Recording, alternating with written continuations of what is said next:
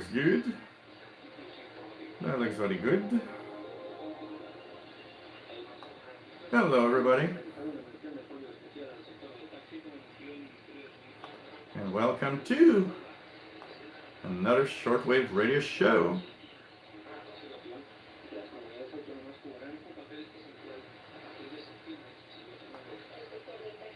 If I look like I'm crying, I was actually fixing something next to the air conditioning, and the wind was coming in my eye, so it's like I got watery eyes, like as if I was crying like crazy. But I was not sad or crying. Hello, everybody. Hope hope everything's all right. And it's nice to see regular people as we start another shortwave radio live show. 36 people already there. And hey, thumbs up before the show starts. That's great. Can be better. So, hello everyone. This is the Shortwave Radio Live Show. We are live every Fridays at 2000 hours Universal Time. Now I'm gonna just lower Radio Estadio de España on 15520. Here we go. Okay. So we are live every Fridays at 2000 hours UTC. We talk about shortwave radio. We tune the bands. We just have plain fun with radio. And my name is Jean, located in Montreal, Quebec, Canada. Hope you guys will have fun today, as we do. I have my usual Fin du Monde beer.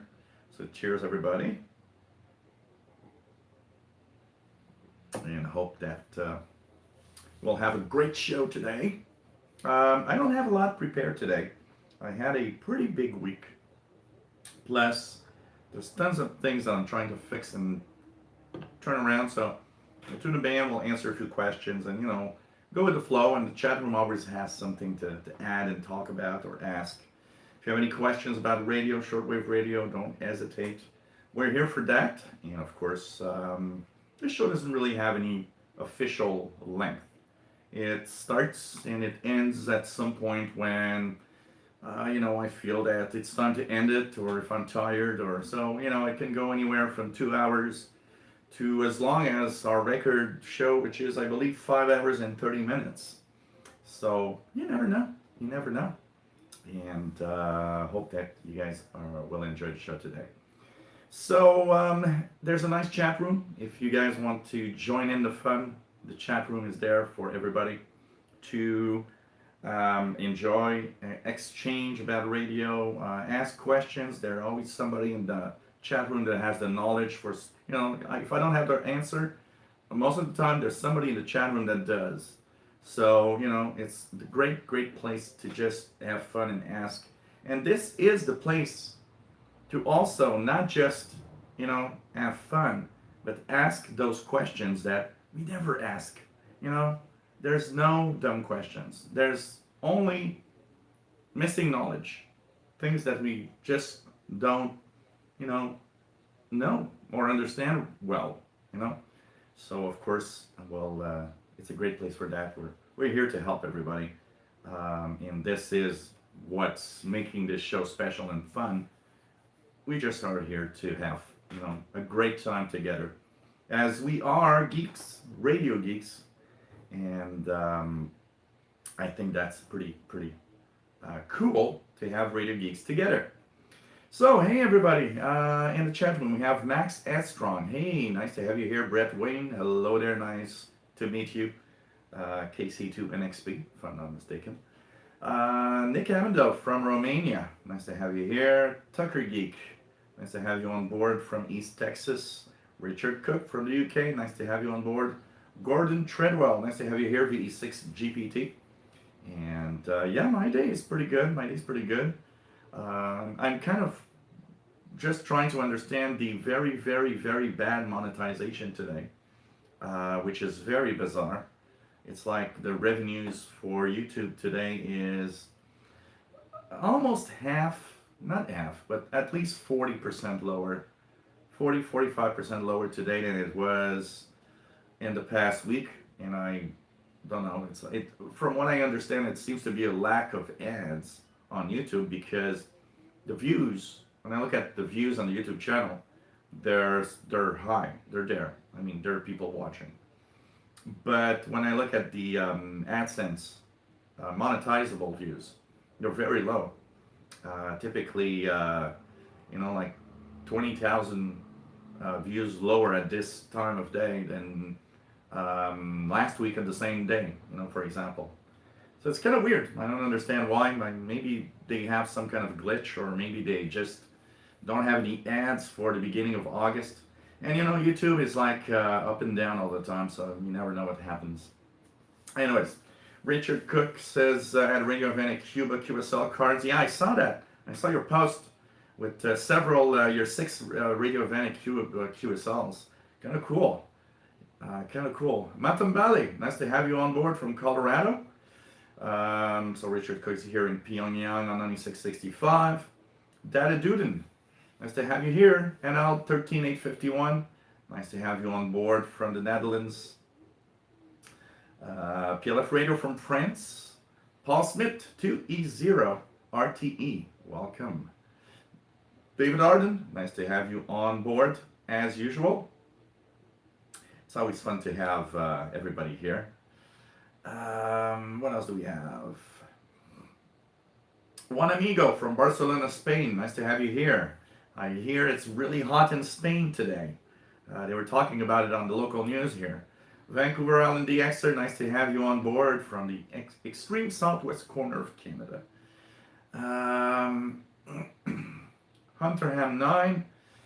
To get QSL cards, Hunter Ham 9, because if you have that question, it's a question that probably everybody asks themselves, or a lot of people ask themselves. So a QSL card is a verification card. It typically is there to acknowledge a reception report. So that means what you need to do is listen to the station, and then you will note down the time, the date, the frequency that you were listening to, the quality of the signal. In many ways, there's the simple code, but you can just express it in your own verbal language of what was happening with reception and the interference or not, or was it clear, or there was some noise, or a station from that was interfering with it, or whatever. And then you got to, of course, prove to the station you're listening. And how do you do that? At least 15-20 minutes of program details, the announcer's name if you can, the music that played, the news items they talked about, current affairs. Well, what did they talk about? Whatever local subject, and at least 15 to 20 minutes. This, they will be able to look at their logs and say, yeah, that day we were talking about that, so he was listening. And then you just need to find the email of the station, or the postal, snail mail address that can be found on the internet for most stations, and you send it in. And of course, not to forget to put your own postal address so that they can return that card by snail mail, because most of the QSL cards you'll get still today are through your mailbox. So you'll go outside or you'll go in your mailbox one day, and there you have an envelope or a card from a station. And it's a lot of fun. I've got tons of QSL here from years past. The stations are long gone. It's over there. I've got the pile of QSL over there. I actually found, because I'm reorganizing, I actually found a big pile of QSLs that are not, absolutely not in any books yet. I need to actually get another big book and create an album of these QSL cards, because I got tons of them. I got like, I think I have at least found at least 100 QSLs that are not, in a book or anything. So I'll, what I want to do is get all the, get a book and put the QSLs in. It could be a picture book, like photo albums, or whatever. What I like to do also is take a picture of all the QSLs I've got, the back and the front, and I upload the pictures to, the cloud or whatever. And that is a great thing, because it enables me to actually have a digital copy if for some reason there would be a fire anything that would, mean that I lose all my QSL cards. I'd actually be sad to have lost some memories of Shortwave past by taking a picture of all the QSLs back and front. What's cool is by putting it on the cloud.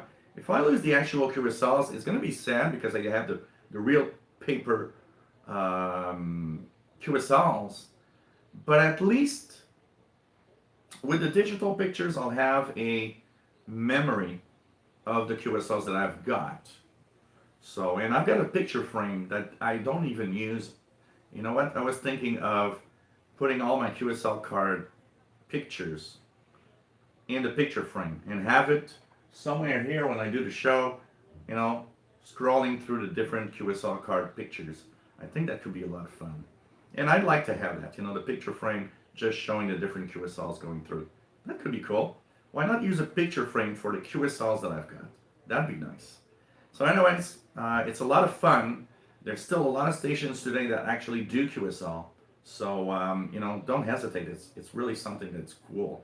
And there's nothing like going to your mailbox. And instead of having, a bill of some sort or whatever, you have an envelope from another country, and inside it, QSLs and all sorts of, memorabilia from that station. It's a lot of fun. It's always fun to have it like that. Dave Freeman, nice, not bad at all. Two Hands on the Radio, nice to have you here. Nicola Hughes, nice to have you on board from Buckinghamshire, UK. VE6 GPT Gordon, I tried a few times. I've not heard harp on this side of the of the North American continent. So really was unable to. What the hell? I think my phone just buzzed. So, anyways, I think it's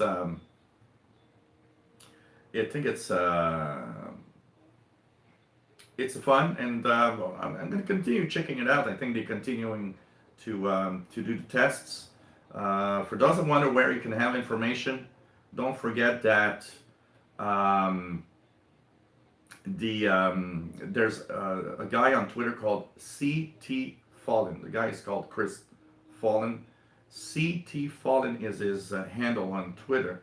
He is the guy that will give you all the details of what frequencies you have to listen to in times for harp. I don't know if anybody heard anything. Utelsat 36A, nice to have you here. DRM Plus, I'm unable to have DRM here because DRM it's too noisy here.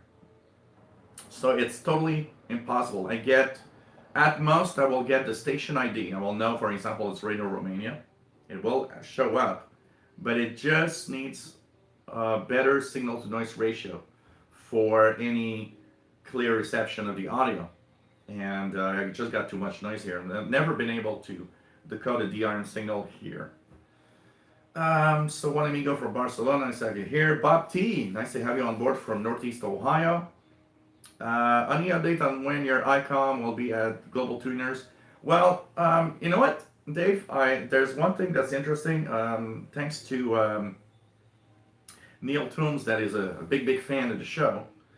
He sent me by mail a nice and good USB to serial adapter for PC, because the one that I have is really bad. So, you know what? That's the first part, getting computer control of my ICOM with the computer. So, you know what? If I start getting the hang of it and have it working, you know what? I might, in not very far future, have my ICOM actually available for global tuners. I think that would be a lot of fun. I would probably leave that desktop that you see that has the Fedry right now on all the time so that people can tune in. I've been asked by a lot of people to have my radio online, so I think that's gonna be it's maybe before Christmas. Let's try to put a possibility there to have the icon on, and it would be pretty much the first Montreal online receiver. It's very noisy, but you could still tune around and see what you can hear. Steve in Australia, nice to have you on board, and from the future in a Saturday morning, early Saturday morning. Hunter Ham, yes, the Texan PL660 is actually very good. If you get this receiver, you will have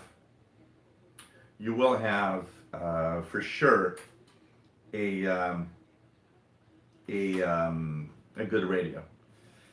Mark Cope, nice to have you on board. Yeah, the icon. You know what? Since the icon's here, because it's in my work space, I've actually been using it a lot more this week. This week I turned it on almost every day from morning to evening. Was like almost always working. I was really I used it a lot on the VHF UHF, but also on the shortwave bands. The other night turned it on. You know, actually I like the SDR. You know, you guys know that now the Fedry SDR is kind of a cool thing, and it's really fun to tune around. But you know, when you want to just have program listening, you don't want to tune around or anything. You just want, hey, I want to listen to Radio Romania French service, or I want to listen to Radio Havana Cuba. There's nothing easier than just pressing the on-off button here, punching in the frequency, and just listening in. No SDR is needed. Just let it do what it has to do. So, you know, that's the other thing about a regular radio. It's easy. No software to fire up, no PC to turn on. You just, you know, turn on the radio. So I'm happy to have it here, and I actually used it a lot. And I think because it's here, I'll be using it a lot more than before. TLF Radio, yes, we are going to tune the bands today. Absolutely, TLF Radio. Dan Walsh, nice to have you here from northern New York City. Happy Friday, everybody, of course. Nicola Hughes broke his wrist a couple of weeks ago, so I won't be typing so much. Oh, hope that it's healing well and that it's going okay. Mark Clark from Central Pennsylvania. Sorry. Paul Smith, nice to have you here. 14240, big French station. Let's check it out. 14240, upper side band. So anything here? Let's see if we have anything coming here. 14240. David Arden says, I promoted the channel last night at the Atlanta Radio Club meeting. Hope you get some new viewers. Oh, cool. Thanks, David. Much appreciated. Don't forget, guys, in 2 weeks, 2 weeks time, pretty much, Saturday, August 18th, we have a special show. That Saturday, August 18th, usually is the Saturday that I'm off. But I will be live from the Canadian International DX Club barbecue at Greenfield Park, Quebec. So if you want to see what's happening at the CIDX Club barbecue, we'll be there live, starting 2000 hours UTC on Saturday, August 18th. I think it's going to be a lot of fun. Rock Ristorante, nice to have you on board. Hope you had a nice vacation, my friend. Yes, David Arden, Radio Geeks Forever, absolutely. Nicola Hughes says, got the Texan PL660 the other day, and I have already fallen in love with it. It's an amazing radio. Charles, let me just go a little back here. I try to go down as fast as I can. I'm a little far behind. I am sorry. So we have Charles Ethan, nice to have you here from Louisville, Kentucky. Pretty cool. Bobby Burgess, nice to have you on board from Louisiana. WA5107SWL is your listener call sign. Jim Gordon, nice to have you on board from Scotland. Recently wrote about my PL310 ET being deaf on shortwave. You said it was faulty. You were right. I returned it, replaced it with XH Data D808. It really sensitive on shortwave. I recommend it. Well, you actually, you know, that faulty radio at least gave you one thing. A much better radio in the XH Data D808. Plus, that XH Data has single sideband. So, honestly, maybe it's a bad thing that turned into a good thing.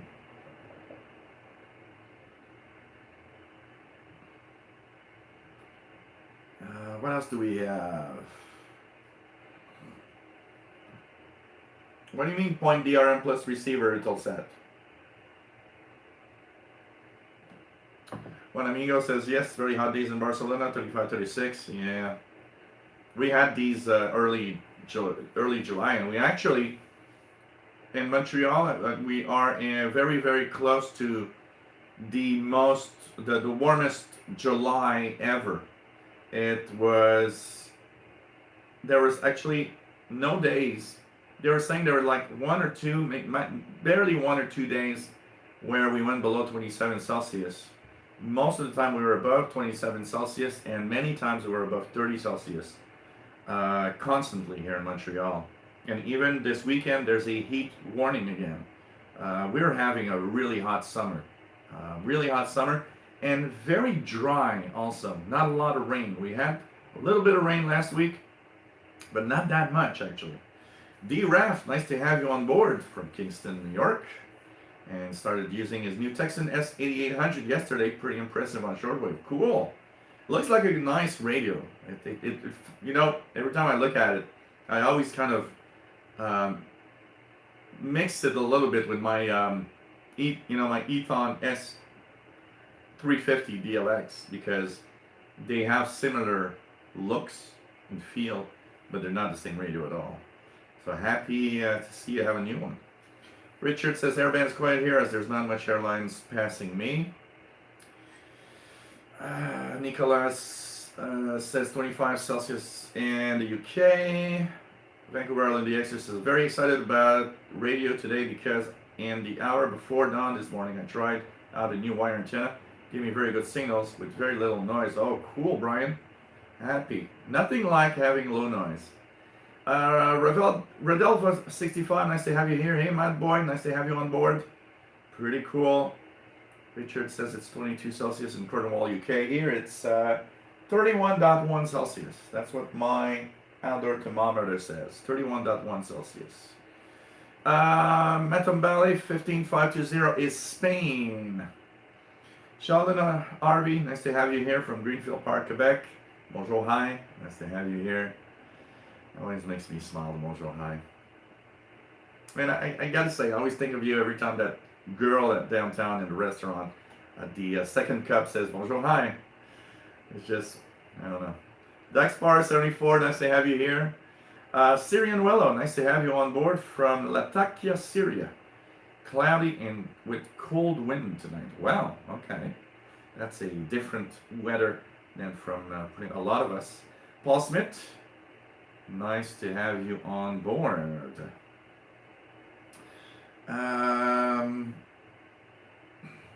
Oh, your frame went in the bin years ago. Yeah, why not turn my picture frame into a digital QSL card picture frame?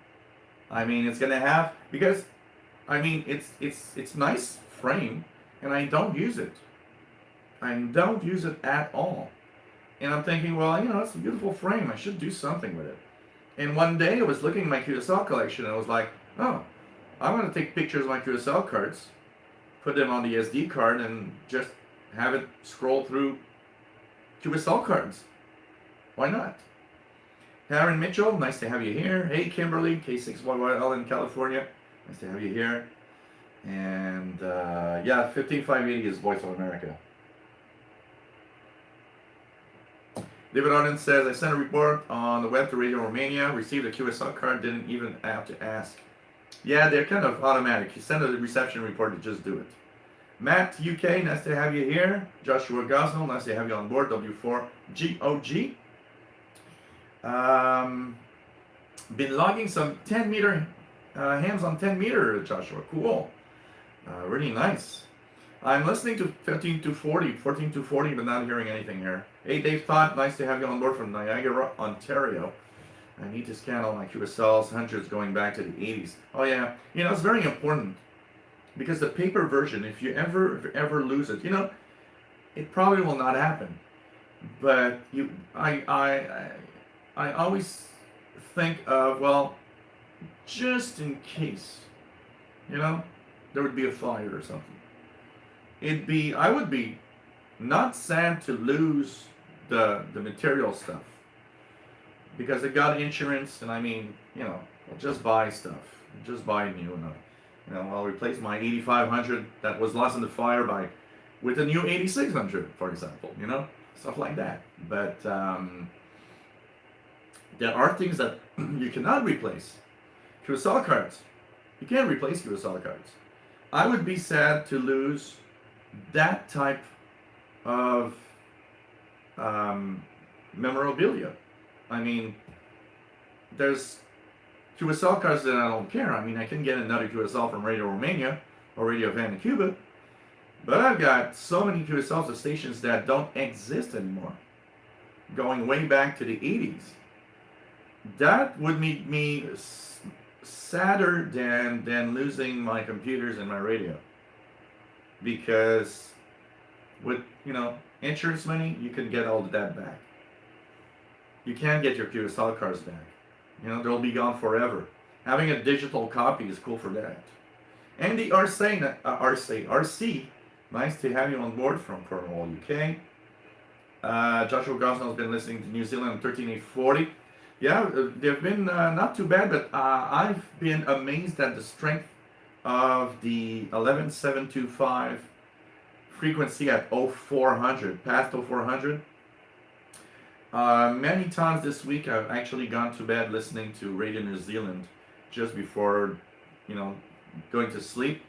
I have a laptop in the bedroom, so what I do is I turn on the Ephedry SDR and I tune it on my laptop in the bedroom, which is kind of cool. And I've been listening to Radio New Zealand almost every night before going to bed. Pretty cool. Cosmic Lettuce, nice to have you here. And yes, it's radio. David would like to walk in the park, County Com. Yeah, I wanted to do more actually of the County Com walk in the park yesterday, but something came up. I had some people call me, and at the last minute, it's like, hey, we're in town. We need to meet. We'll be gone tomorrow. Are you available tonight? And it was so funny because last night I think I had at least 20 different people text me on my phone saying, hey, what are you doing? It's like, wow, everybody wants to have a piece of gel tonight. So of course I chose my friends that are not often in town, and we went there. We went to a restaurant and had a lot of fun. After that, we went to a bar. We had a couple of glasses of wine on the terrace outside, talking about life. I haven't seen these guys in years, so it's kind of fun to see them again. And so my plans yesterday were to have a walk in the park, at least 3 different walks in the park at different times. But with what happened, it's like, oh, well, finally, walk in the park for the rest of the day. But I will do more, and I'm hoping to do a couple tomorrow, Saturday, and post them on the channel. So take a look tomorrow, Saturday, or even Sunday. I'm going to have a few walk in the park videos. I will lower the quality because I don't know how many of you can see videos in 4K, but the walk in the park videos are 4K, and a 5-minute 4K video takes almost an hour to put online. It's way too long. So I will actually lower the quality to 1080p. Anyways, and most people are in 1080p, which is fine.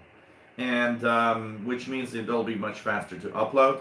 And they'll take less space on my phone, but it's not much of a problem because I've got a 128 gigabyte SD card in my smartphone. But still, Richard Cook says, have a weak station of 15,000, possibly WWV. Huh? Okay. That is due to how much upstream bandwidth do you have for your SDR? It's in my local network here. So my Wi-Fi connection on this thing is, I believe, no, it's not Wi-Fi. It's connected with gigabit Ethernet. So from the Ephedry to the router, and the router to my computer, I believe the Ephedry is not a gigabit LAN, it's a 10100. So that means I would be at 100 megabits per second, a FedRAMP 2 router, and the computer here is gigabit from router to computer. So, but it's the weakest link that is the bandwidth. So the bandwidth actually is 100 megabits per second. So I can actually view up to 2 megahertz wide spectrum at the same time. I tend to leave it at, this one is 600 kilohertz right now that I have here, and I tend to leave it at 600 kilohertz because the more bandwidth you got, the more jammed together everything is. I used a little more than 1 megahertz when I was on a 50-inch TV because it's much wider. It's easier to see all the information. But this is 32-inch, so things are more compressed. So I lowered to about 600 kilohertz. Flyer Kurt, nice to have you here, Kurt. W0GRC in Missouri, USA. Pretty cool. What do you think of new ICOM radio? You know what? They're interesting. The 8600 is very nice. The R30 portable is very nice. I have also received a suite for those that have an 8600 or an R30. There will be new modes available apparently later this year with a firmware update for these radios. So there are some missing modes on these radios for digital reception. If that rumor is true, then the R30, ICOM ICR30 and ICOM ICR 8600 would get these new modes, digital modes, within a firmware upgrade later this year, which is very good news. And which is nice when you have a firmware upgradable radio, because it can add capabilities that we're missing. Nicola Yu says, I went to Bleckley Park the other day, visited National Radio Center, and they have a ham radio base there with the call sign GB3RS. They had allowed me to communicate with another radioist. Wow, cool. That's fun. They've taught using the ICOM R71A. Beautiful radio. Beautiful old radio. Jim Gordon says, nice to have you here. And I'm trying to get as fast as I can down the list because not always easy. Okay, going down. So Jim Gordon says, my favorite QSL is from RNI Radio, North Sea International on 6205, offshore pirate station from the early 70s. Very, very colorful history. I believe I've seen something like that. And you know what? I've got a few pirate QSLs from the old days, which is very, very nice also.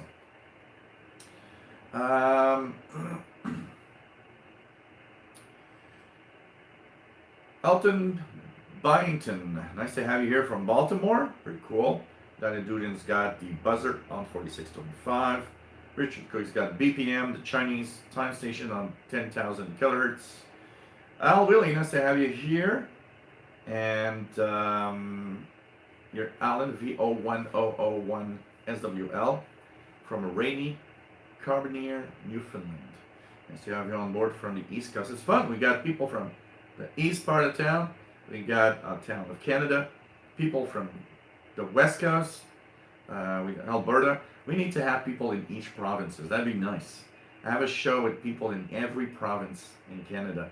That would be beautiful. I'd love that. I want somebody from Nunavut. Max, that's strong. Just poured a glass of wine making pesto pasta. Oh, I am going to your place, Max. I'm gonna eat pesto pasta. Rudy, 16ON123. Nice to have you on board. And 73. Danny Shortwave Radio DX. Greetings from rainy Yonkers, New York.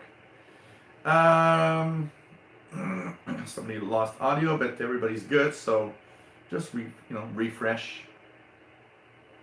You got to refresh your browser. If you lose the picture, you lose the sound, refresh your browser. Usually it's okay. They were 130C in Atlanta. You're warmer there in Montreal. We've been warm pretty much all of the month of July. It's pretty cool. And we're early August already. It's pretty crazy. Hey, you're on 98.10, Richard. I heard you were on yesterday on my walk in the park. 98.10 was coming in with their usual music. I immediately knew it was Iran because you have that music, kind of Jean-Michel Jarre type music, instrumental music. Always know. Um, Nicola says my favorite farce dish. With garlic bread. I'm not hungry, but I'm getting hungry now. Rock Restaurante, nice to have you here from Sweden. Yeah, I got it really clear in the walk in the park yesterday. Let's try it out just now. It's there right now. It's in the noise, but it's there. It's in the noise, but I got it there. 607 kilohertz CFRX. But in the park yesterday with the GP5 was loud and clear. And look for many future videos of Walk in the Park. I will bring different radios, even old, even analog radios, and tune around and see what each radio is capable of receiving out in the park. So I think that's going to be a fun series of videos in the next weeks coming ahead. And and I'm going to try to have it like a regular feature, Walk in the Park feature, basically every week. I think it's going to be a lot of fun. RT Gideon, nice to have you here. No, I'm not on tomorrow, Saturday. Tomorrow, Saturday is the Saturday I am off. But you know what? The next 3 Saturdays we'll have a show.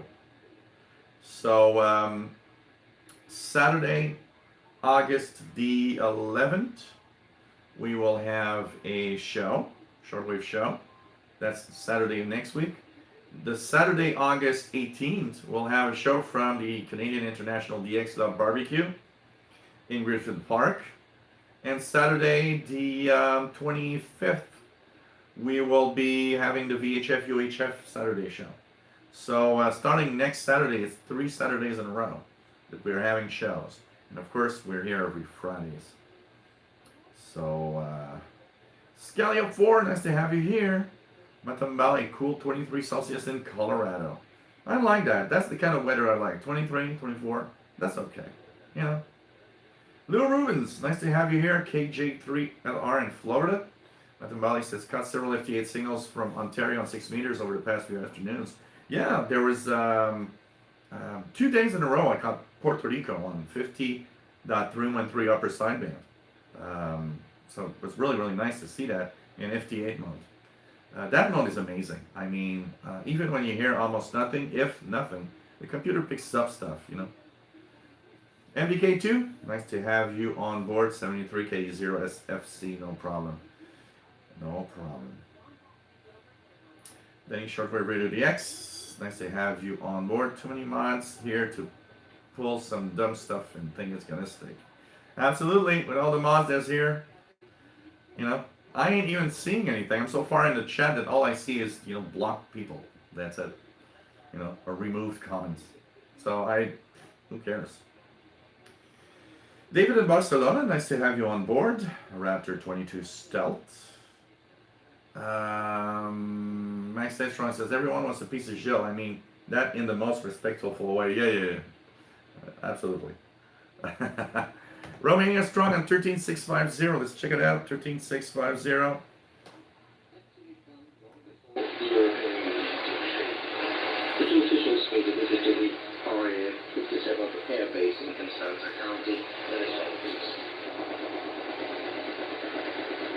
It's missing, but it's not there on 11850.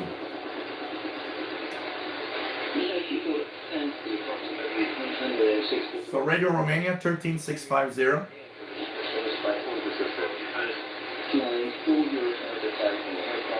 Alongside the MiG-21 Lancer aircraft,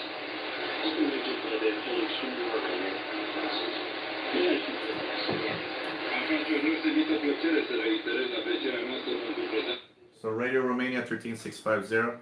Okay, Danny. Yeah, I'm going to lower the videos to 1080p. Also, the problem with 4K, because of the file size, the maximum file size of the Android system, they max out the video of 4K at 5 minutes at a time.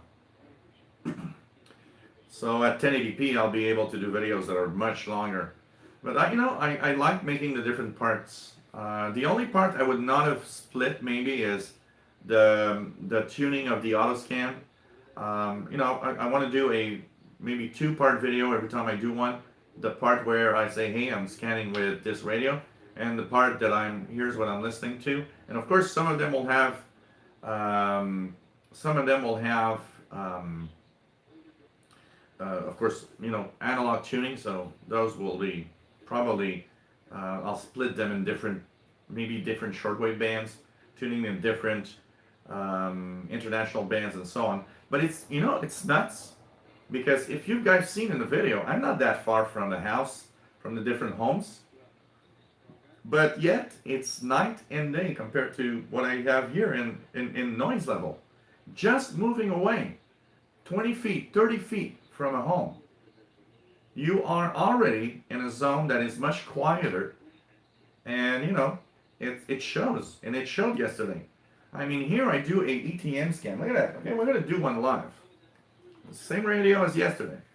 Okay, I will do one live. I'll put it here, and I'm gonna do an ETM scan. So if you guys remember, yesterday I caught like 20 some stations, and the other night I didn't do a video, but I was at a park with my radio. I did an ETM scan. It stopped on 34 signals. So there's stuff on shortwave, I can tell you that.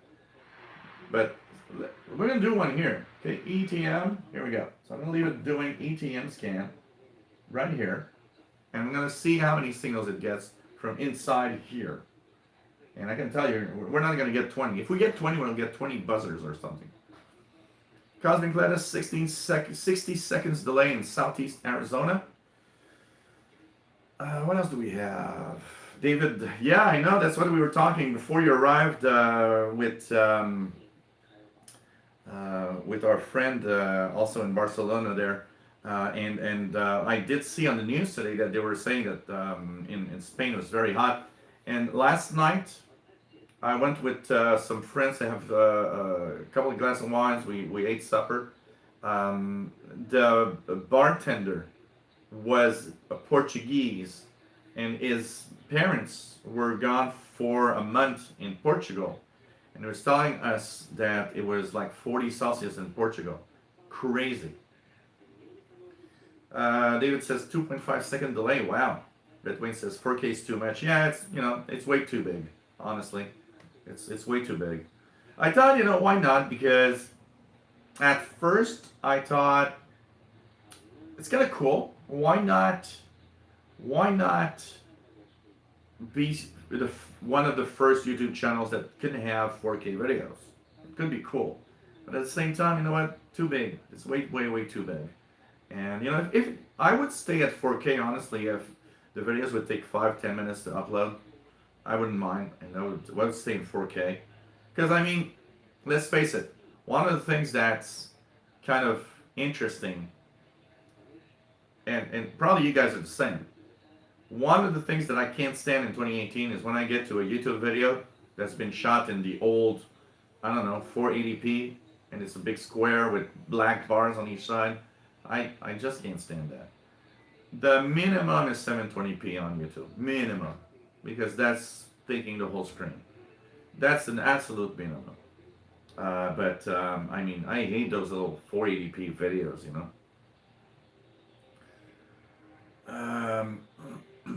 Nice that Strong says, 89 viewers strong, we rock. Absolutely. Patrick Manny, nice to have you here. It's always cool to have you on board. Calvin, 29, nice to have you on board also, Calvin. Rapture says, not equipped to watch videos 4K, neither by laptop nor internet connection can handle it. Absolutely. TOT, nice to have you on board also. Absolutely. Yeah, unless, 4K videos over Wi-Fi, you have to be on the 5 gigahertz spectrum because it has much bigger, wider bandwidth. On a 2.4 gigahertz N connection, you get what? I never got more than about 130 megabits per second connection on N. With AC protocol on 5 gigahertz, I think this one I had a dongle, a 5 gigahertz AC dongle on this machine from Linksys. I think it was working at 600 megabits per second through Wi-Fi. That's nice. Vancouver Island DXer says I was looking using Google Earth and Google Street View to look at the antennas used to transmit the signals I'm hearing. Oh yeah, why not? That's cool. I often go to Google Street View. I love to go at specific areas on Google Street View and look at the streets and stuff like that. Um, so the scan is done, and it found I don't know how many signals it found. Let's check it out. So 7490, it found WBCQ 7490.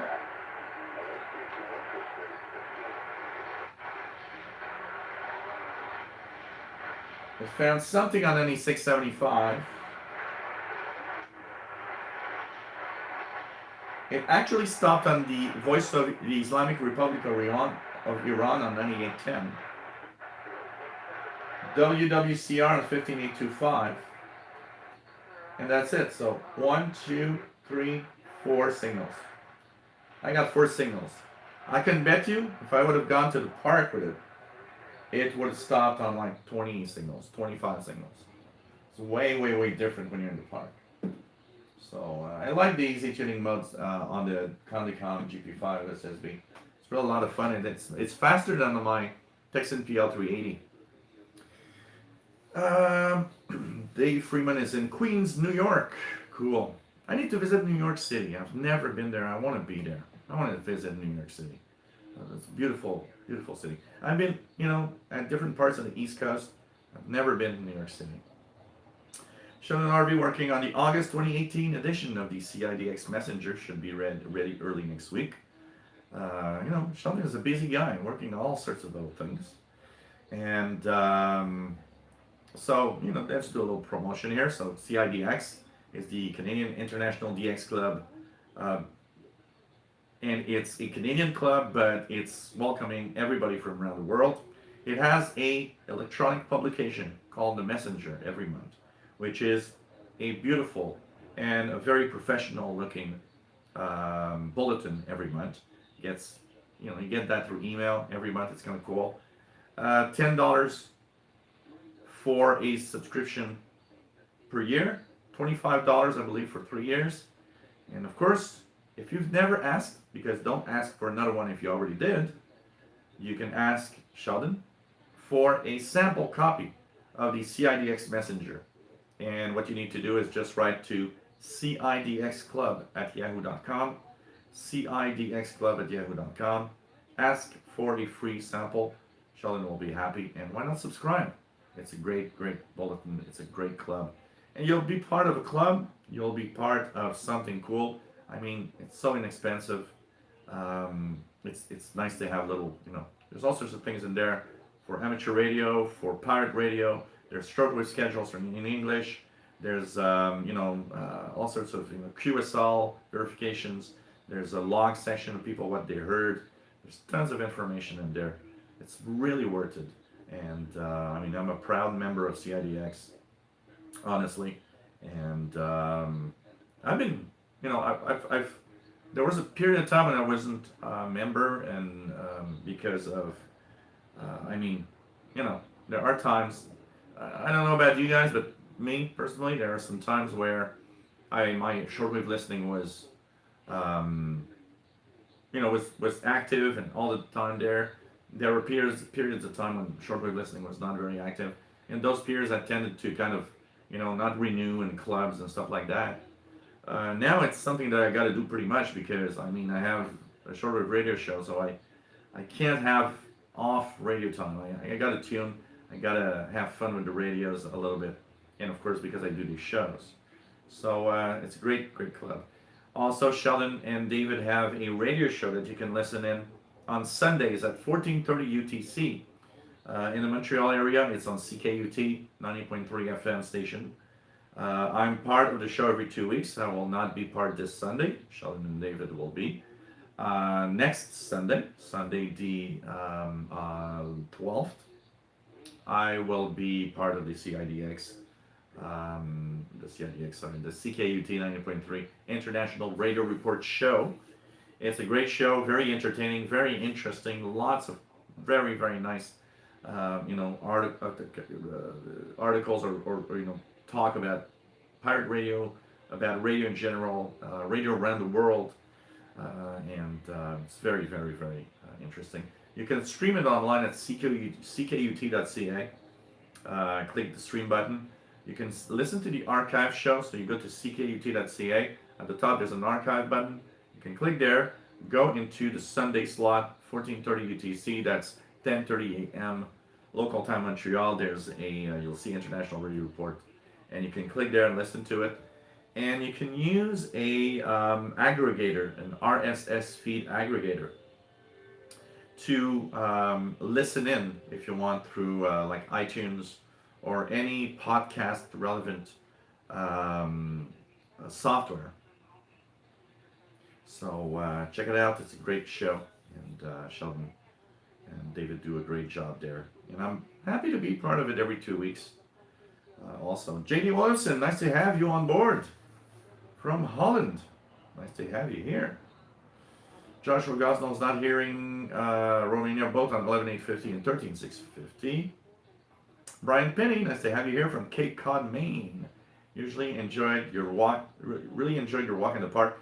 I got so many comments of people saying, you know what, this was so much fun. Do more. And I will do more, absolutely. Absolutely. Richard in the UK doesn't get 11,850, but 13,650 is strong. You know, I'm wondering if 11,850 is on, because I usually hear it at least a little bit. But I don't hear anything. I'm actually wondering if they have 11,850 on. Oops, not 113, but 13,650. Why do you stop praying? Back in the day, it was very important for people to sing the special songs devoted to Virgin Mary every evening during the special masses held in church. All those prayers were captured. So Radio Romania 13,650 in English. JD Williamson likes this setup. Cool, thanks. And you know what? I love it. I'm happy to.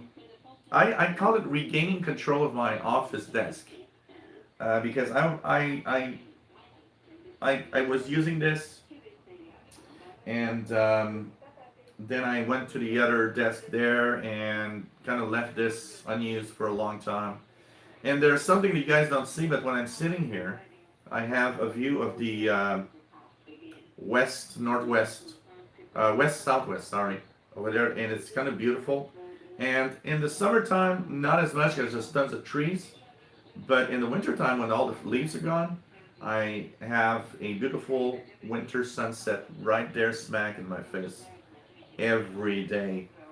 So I love this spot. It looks really, really nice. Somebody was pointing out the other day, I saw a video of you in your balcony, and you look like you live in a rural area.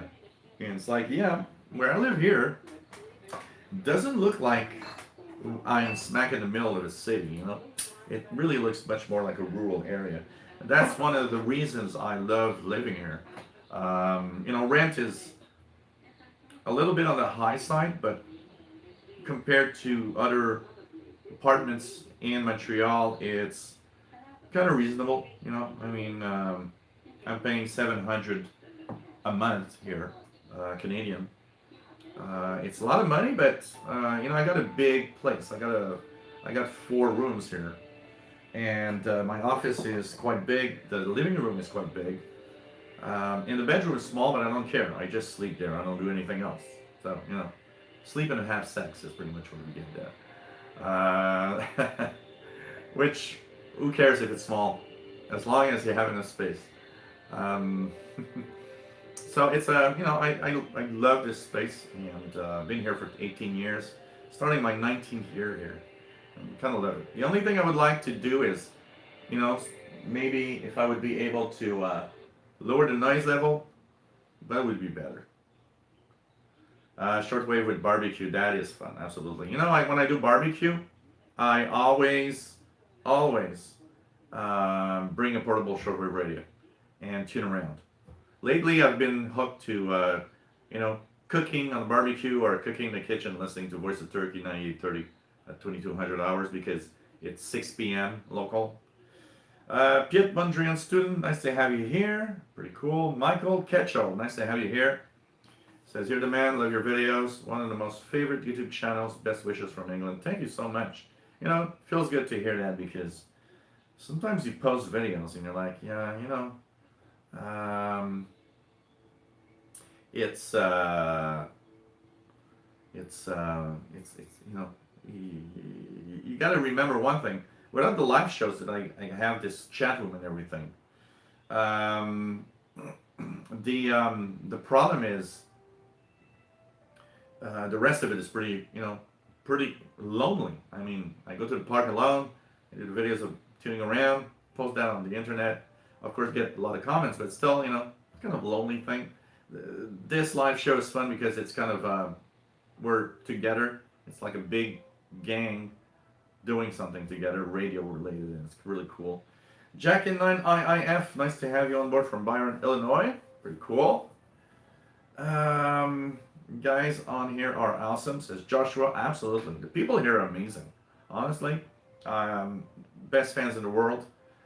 You know, over the live shows that I do, the tech show, the tech channel that I do live shows, this channel that I do live shows, pretty much everywhere people are great, and just it's fun to see fans. There was a guy, unfortunately, I saw his post too late. There was a guy sent me an email. I was in town who would have wanted to see me, but I wasn't able. Last week also there was somebody, Robin Hernandez, that was in Montreal, but I couldn't get away to go to the restaurant. You know, but I try if I can meet my fans. I love that, and but I'm a busy man at the same time, so it's kind of complicated sometimes. PLF Radio. Let's go here. So, oh, Richard, they have transmitter problems. Okay, I didn't know that. So that's why they're off. PLF Radio says, "Will you do videos during the night outside?" Yeah, absolutely. Why not? My plan is to go to the park. You know, even up to like 10, 11 p.m. Not much more than that because the park there is closed officially from midnight to 6 a.m. That means if I'm there tuning shortwave bands at 1 a.m., I can get a fine because I'm in the park.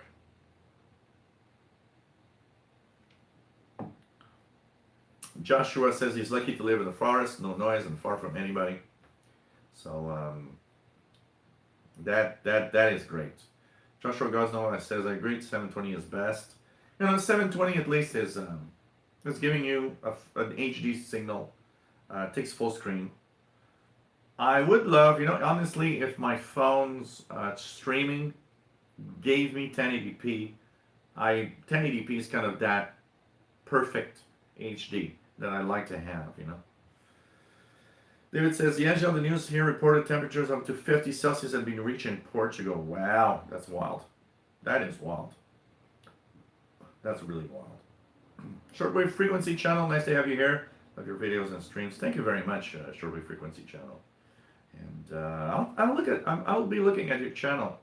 If you got mostly radio videos, I'll give you a little boost there. Do a little video.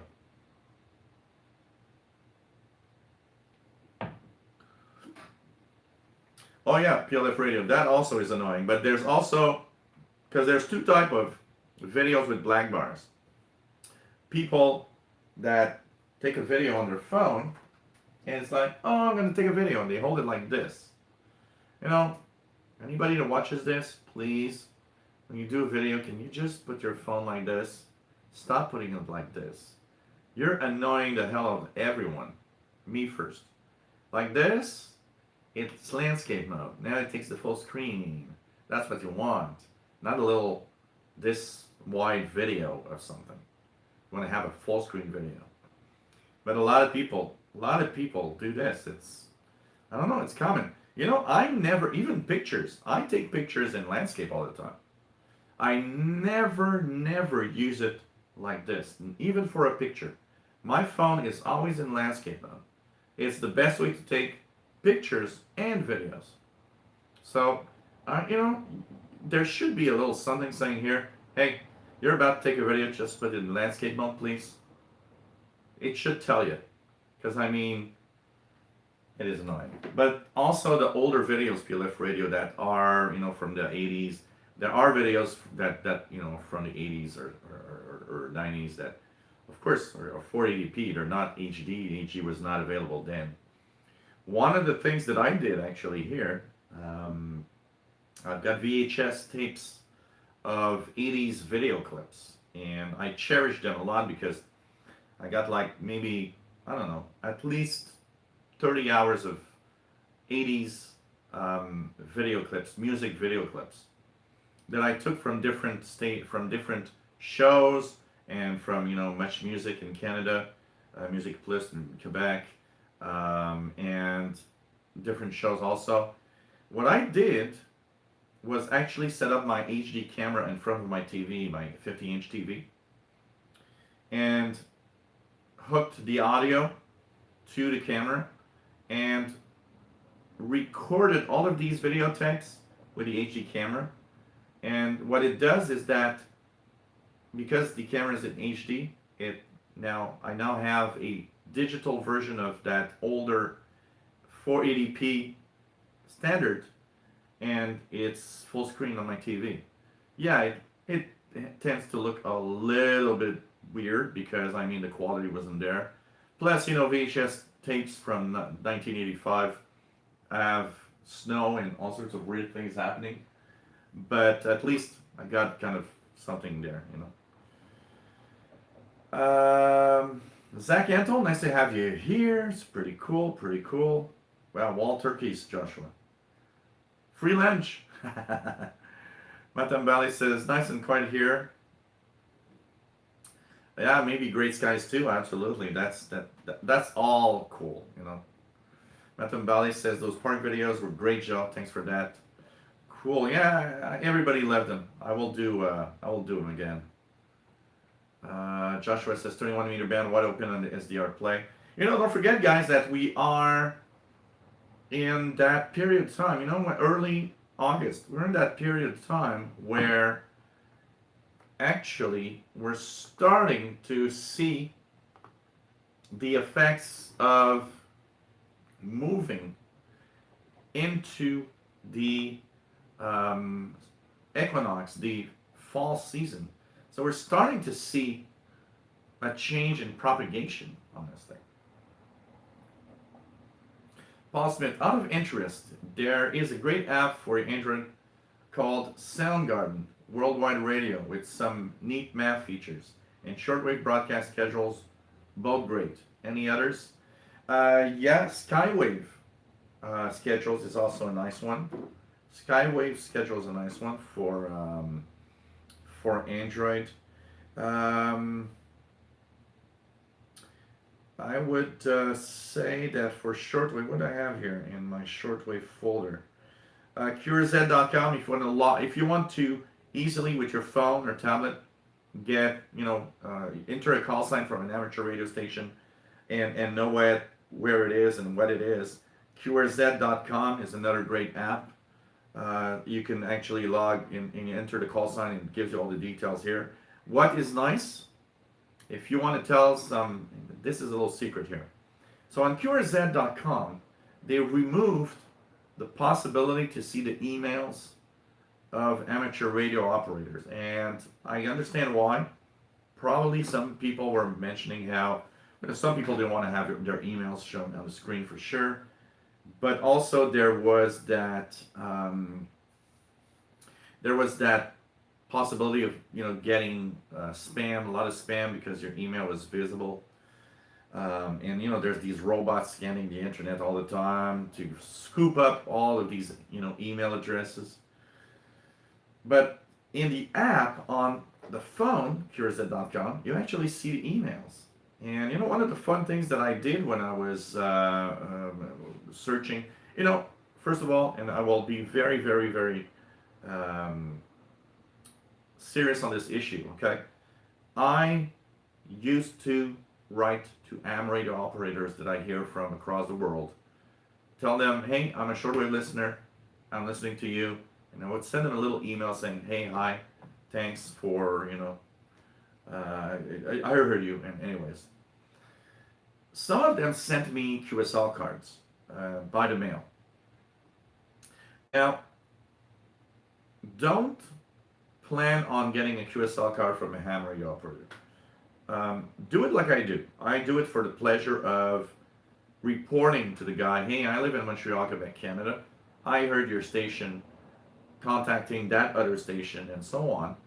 And most hams are actually very happy because they're like, oh wow, this is so cool, and you're listening in on the ICOM or whatever, and most hams are very cool with it. But do not, I never ask for a QSL, honestly. I would just tell them, hey, I'm in Montreal and I've heard you. And let it be. Like the Beatles songs, Let It Be. Some of them will come back and say, hey, give me your postal address, I'm going to send you a QSL. And if they do, cool. And I've got maybe, 50 or 60 amateur radio QSLs here. But for amateur radio operators, never expect a QSL. They cost a lot of money to produce, to send out, and all of that. Some hams just get annoyed with QSLs. And so don't expect and don't ask. I think that's the best and the fair thing. If you do want a QSL, like for example, if I would hear an exotic station in Antarctica, for example, a ham radio operator in some exotic island that's never been logged before. If you want to have a QSL, remember one thing, okay? Think about paying for the cost of the QSL, the postage, and the return to you. Especially for amateur radio operators. They're people like you and me. They're not millionaires. They can't send out, 1,000 QSLs a week. They'll get bankrupt. So just make sure that, you understand that.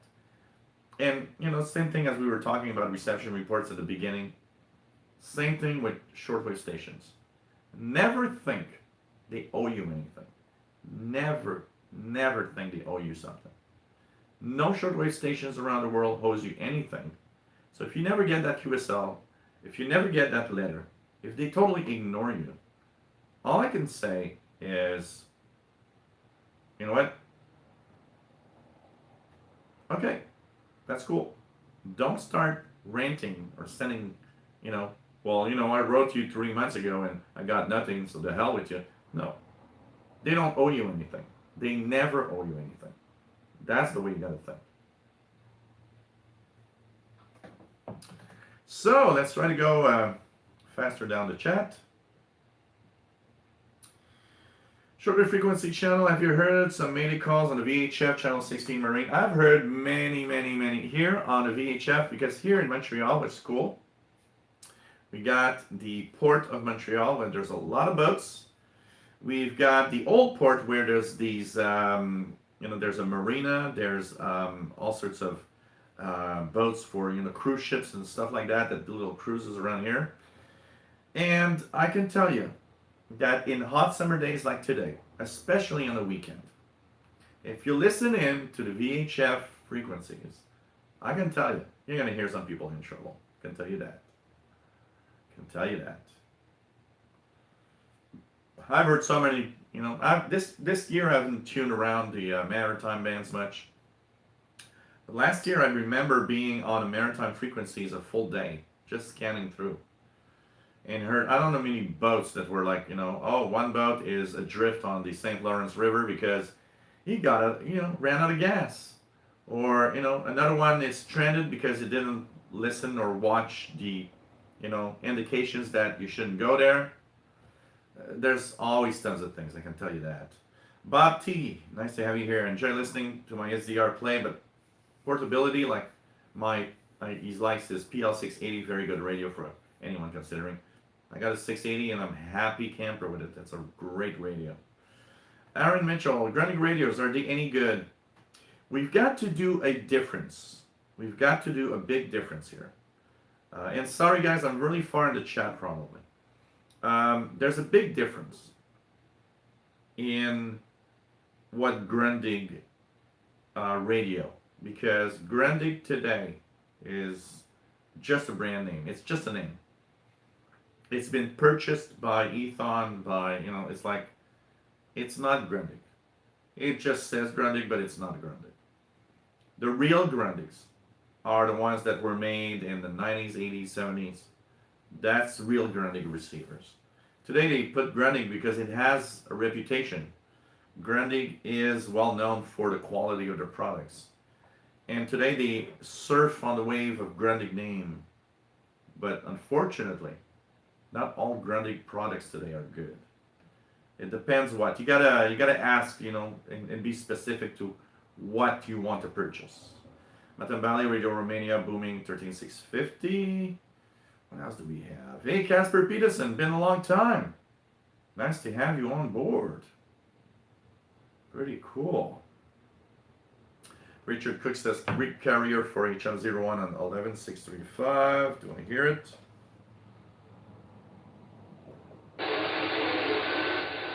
It's not very strong, but it's there. I just heard the Cuban lady. Absolutely. Joshua Gaz on 1350 is better than SDR. The SDR play. Cheers, Dexfarer. Beer. I had one yesterday, red wine.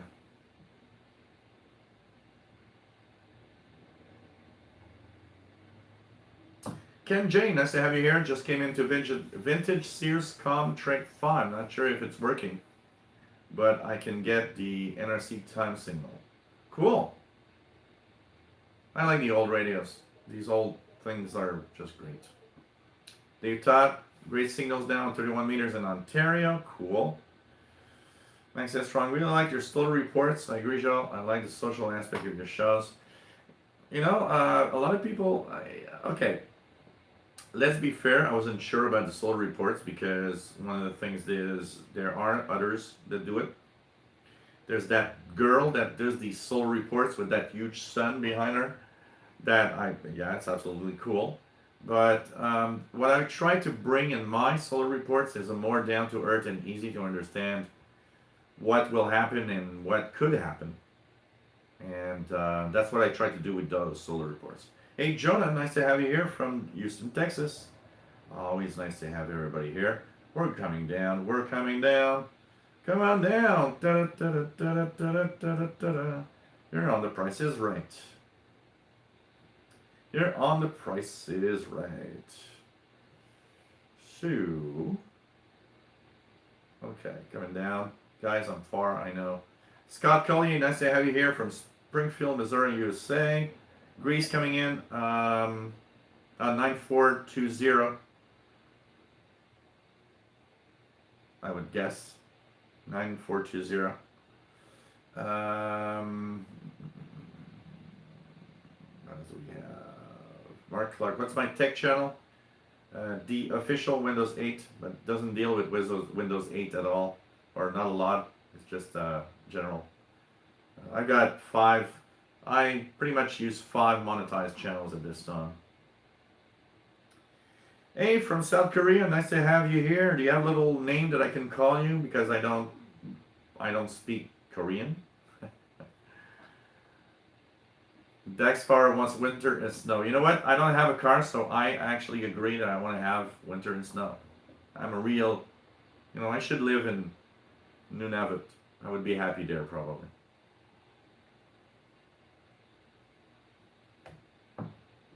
Danny Shortwave Radio DX says in New York City rent has been higher, people paying $1,500 a month. Here, I pay $700. But the same space that I got here, if I go downtown, will be anywhere from $1,500 to $2,000 a month. Crazy. Totally nuts. Kid Munder student says the park video was pretty interesting. Have that radio built an antenna according to M0DAD. Specs for 80 meters. Oh, cool. Joshua says your park video is what we all love, or I do. Keep it up while it's summer. Well, you know what? I actually have no problem doing them even in the winter time, honestly. If you guys like that, you know what? I'm going to do them regularly. Because I've honestly seen a lot of people saying, you know what? I love those videos of walking in the park. It's a 5 minute, 5 minute walk from here. So, Yeah, YouTube does has kind of fixed full screen vertical videos, but it's still annoying. It is still annoying. Shanarv, yep. CIDX Messenger, CIDXClub@yahoo.com. Yeah, we've actually, I saw a peak in 96 viewers a little earlier, so it's kind of fun, Shanarv, any Duran Duran videos? I can send you some, Sheldon, if you want. I like that. Oh, God. Now every time I listen to Duran Duran, I think of you guys. It's like, yeah.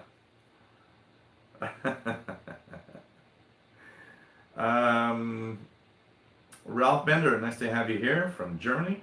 Local time 2301, 26C. That's warm. Richard Cook says carry up for E06. David, we're really far in I'm far in the chat because, we talked about videos thinking, portrait orientation should come out as sideways landscape videos. I know.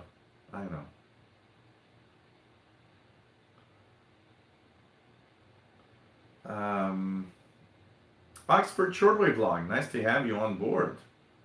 Welcome to the Beard Club. You know what? Okay, you guys are gonna laugh out. I'm gonna tell you. I've been trying to grow a beard that looks decent, which obviously, if you guys look well, doesn't work.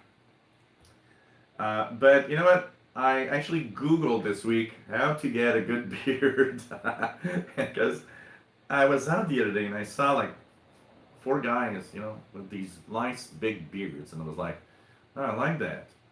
I can't get that. I have the beard of like a 16-year-old, the kind of beard that just doesn't want to do anything and looks horrible.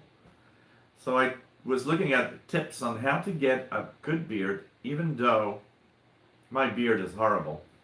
There's at least one thing that it actually, told me is that if your beard doesn't grow well, you shouldn't lose your hair. Apparently it goes together. I was like, oh, okay. Max S. Strong starting the second glass of wine. Pasta on the boil. Cool. What else do we have? Steering Well, is there the expedition to Perry Island this year? I haven't. I actually I went to Perry Island, but I didn't do videos. I didn't do listening from there. I did do a few videos of being next to the river, but I'm kind of lazy, and I've got such a really complicated, schedule in life right now, just crazy. Joshua says, Joel, you ever talk about why most shortwave aim to third world countries? Would you make a video? Yeah, absolutely. And we did talk about it at some point here, about the shifting of shortwave transmissions.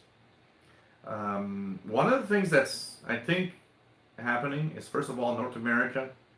I think there is, what made a lot of stations leave the target area of North America was probably the lack of response. There were probably not a lot of people, there were people tuning in probably, but maybe, let's be fair, when people tune into a shortwave station, there's probably just a very small minority of people that actually take the time to write to let them know you're listening. That's why I always say, if you love a station, write to them regularly. Let them know regularly that you are listening in. Because that's how they're going to stay on the air. You know, I mean, there's budget cuts, there's all sorts of things, but if a lot of people write in and say, hey, I'm listening, the chances of having that station, shut down are lower in general. Now, there's exceptions to the rule. There's things that are not fair. Like Radio Canada International, obviously was a decision that was, the CBC, Canadian Broadcasting Corporation, was a bad player in here. They didn't want to have to pay for a shortwave service. So there are exceptions. Radio Australia. Radio Australia looks like a decision it's not a necessarily a good or decent decision for the right thing. It's a decision that was taken and that's it, and they don't care. But a lot of stations will stay on the air. If you like a station, write to them. Let them know. It's the only way that they know somebody's out there. St. Joseph 74, nice to have you here. AJ5QQ. So, there's a lot of stations that broadcast to Africa and Asia because there's an audience there. They know there's an audience there. And many pictures of that I've seen from Africa, there's always almost a one or multiple radios. There's tons of radios out there. I mean, I always get this, well, we moved to the internet broadcasting stuff and blah, blah, blah. Yeah, PLF Radio, just before I continue, QRZ.com, you need to set up a free account. It's free. You can do a free account. And then you log into your QRZ.com account, PLF Radio. I forgot to mention that, but yes, you need an account, but it's free. So just set up a account on QRZ.com. So there's a target audience there, and you got to think that, not everybody is in a country that, that has the money to pay for streaming or internet or whatever, and shortwave is free. The other thing about shortwave is that it crosses borders where things can be very, very complex for political reasons. And in poor countries where people will not be able to afford a smartphone, an internet connection, a computer. Last week on the International Radio Report, there was a talk about how radio helps youngs and helps save lives in Africa by, giving out information that is needed to have everybody help each other and avoid a crisis. So I think shortwave radio, one of the reasons why shortwave radio is still there for a long time, is the target areas that still need it. Africa, we look at China. China is we look at China as the same thing as we would look at North America in the United States or Canada. Oh, rich country. Now that it has, not it makes business all around the world, rich country. It's far from being the truth. You got to understand one thing. A big chunk of the Chinese population is actually in extreme poverty and still living in rural areas where there's nothing, but they got a radio to listen to what's happening. And if you take out a few of the countries around the world, like let's take out North America, let's take out Europe, although even in these two places there's a lot of inequities and there's poor people, of course. Just go downtown Montreal here and you'll see every Sunday I go to the International Radio Report. I pass on one of the streets that has at least by the time I go there, it's like maybe 9:30 a.m., 10 a.m. There's always 10, 12, 15 people sleeping on the sidewalk.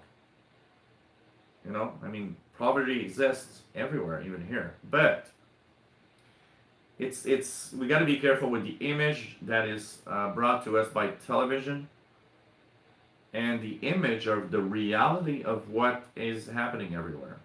I mean, United States is, a rich country that has tons of poor people. Canada also. I mean, it it's not perfect. It's not true that everybody can afford something. So shortwave radio has that side to it that's cool. People that are poor, a lot of them have at least one radio. It could be an old clunky analog thing, but at least it works, and they can get the news and what's important through that. Honestly.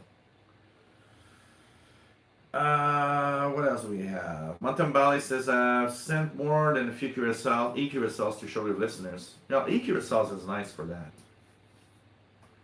St. Joseph 74 says, I respond to every shortwave listening report because they took the time to send me a report to deserve to have a response. Yeah, but not everybody thinks like that, honestly. Paul Smith, I'm always happy to get a report via email and always send a card out, especially if they send me an audio clip of myself. Cool. So you see, but don't expect, you know. Um,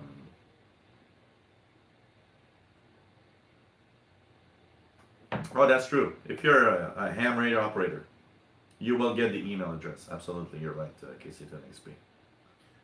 So well, it is fun, as amateur radio operators, like Joshua says, telling someone how they sounded, in another part of the world is always cool. For sure. Matambali says, yeah, include a self-addressed stamped envelope if you're thinking of a ham QSL. Absolutely. Absolutely. David Walker. Let you know the build. Oh, really? Wow, 2 builds this week. Thanks, David.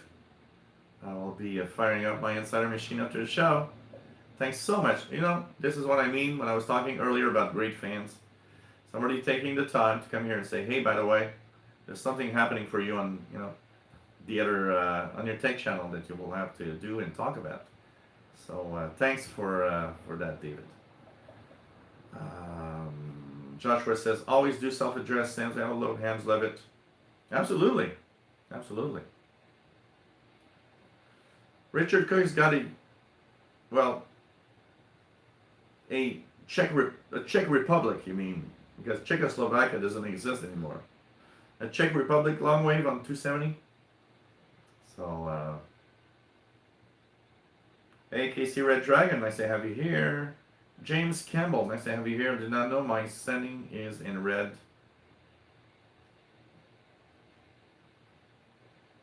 I don't know. Dave Todd says, we need a Facebook page or something where we can post yourselves and photos and stuff that we'd like to share. Well, you know what, Dave? You're giving me an idea here because one of the things I don't want to compete with is other Facebook pages. How about if I do a QSL Facebook page? Maybe there's already one. I don't know. I've never checked. But you know what? I would do it because it will also link to the live shows I do. So how about that? Do you guys like that? That I do a Facebook page for QSLs, pictures of your shack. So you guys can post QSL cards you got, pictures of your shack, and you'll get information about the live shows I do and everything. That could be cool.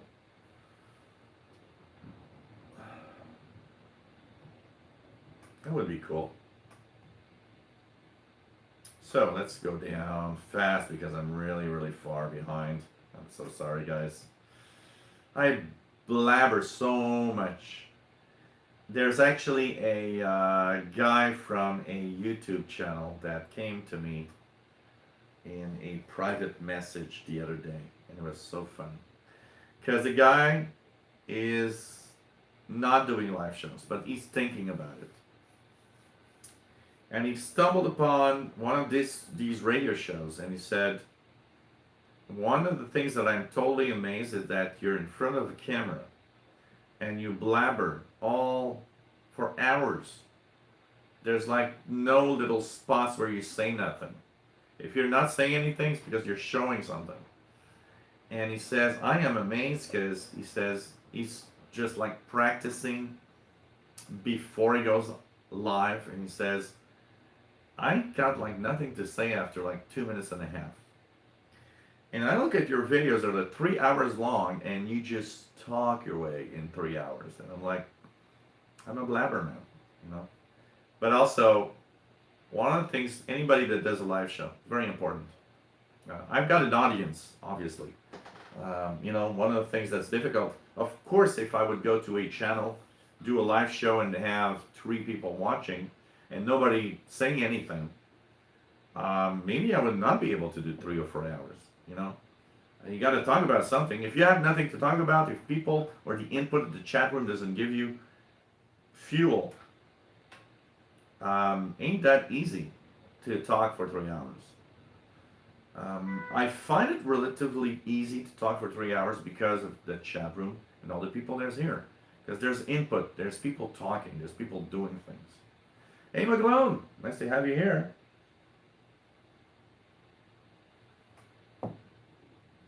Ken J, is there a guide to the software and hardware you're using on the monitor over your shoulder? Well, okay, hardware wise, I'm using a AFEDRI, AFEDRI, wideband and software-defined receiver, not a wideband, a shortwave software-defined receiver, which is long wave, medium wave, shortwave. So you can Google AFEDRI, or you can look at my YouTube channel. There's a review of it, and I talk about it. Here is a software called HDSDR. It's running on an old HP Core 2 machine that has Windows 7 on it. And I mean, you know, there's you gotta search, you know, you gotta search. What else do we have? Hey, take care, Dax Far 74. What else do we have? Bob T, thumbs up for the video at the park. Enjoyable. Thank you very much. Calvin, any bitch cop on your travels? I haven't had any bitch cops in a while, but this week I did have my GP5. You know, I wear these shorts that have a lot of pockets. So it's kind of cool because the GP5, honestly, when you put the antenna collapse, when you got a lot of pockets on your shorts, yeah, actually it's easy to just put in a pocket. You have it with you all the time. So on Tuesday, I couldn't do videos. My phone's battery was dead and I needed to keep it alive for whatever was left. But I brought the GP5 with me and I was next to the St. Lawrence River and I tuned the bands a lot. And actually there were 2 cops that passed by. And one of the 2 cops kind of intensely looked at my radio that was on a picnic table, kind of wondering what the hell am I doing. But man, I can tell you that. Joshua says, shall I shave my beard, my hair off my head? You would laugh. It's okay. That's okay. Tubrook Tim, nice to have you here. What's the point of having SDR since many have stopped broadcasting to North America? But that's because even if they don't broadcast to North America, shortwave is not made like that. I hear tons of stations that are broadcast to Africa or Europe, and that make it to North America. You don't have to be broadcasting. You know, it's not a perfect science. When you broadcast to a target area, you hear it somewhere else. You know, it's like these European. I saw Richard Cook was talking about the. You know, there's somebody posted on a shortwave group on Facebook about, oh, how can I hear the station in Europe when it's daylight? And it's because, well, it's Voice of America that was in Africa, broadcasting to North Africa or West Africa. Well, it's the same vicinity, the same direction as Europe.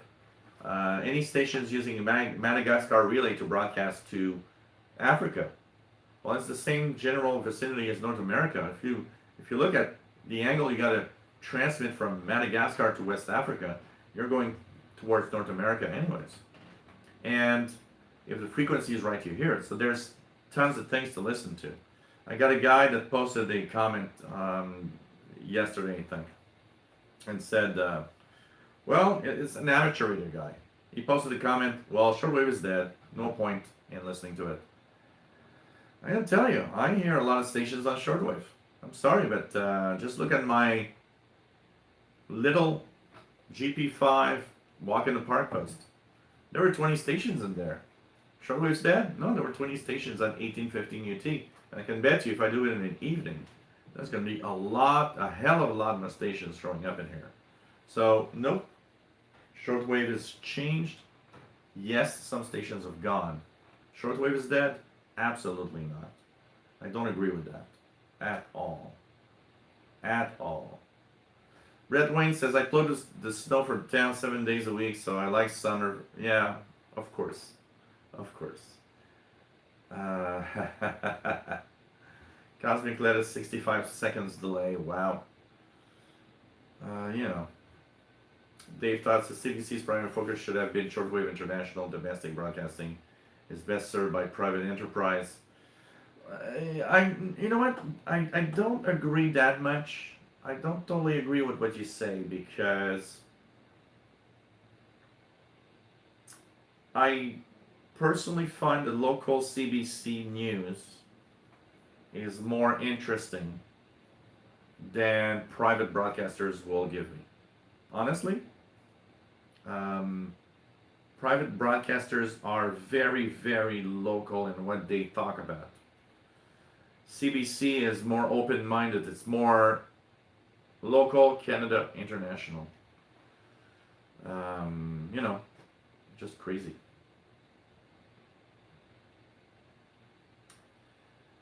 What else do we have? Baglon says, I like the PL680, lots of quality. Cool. Cool.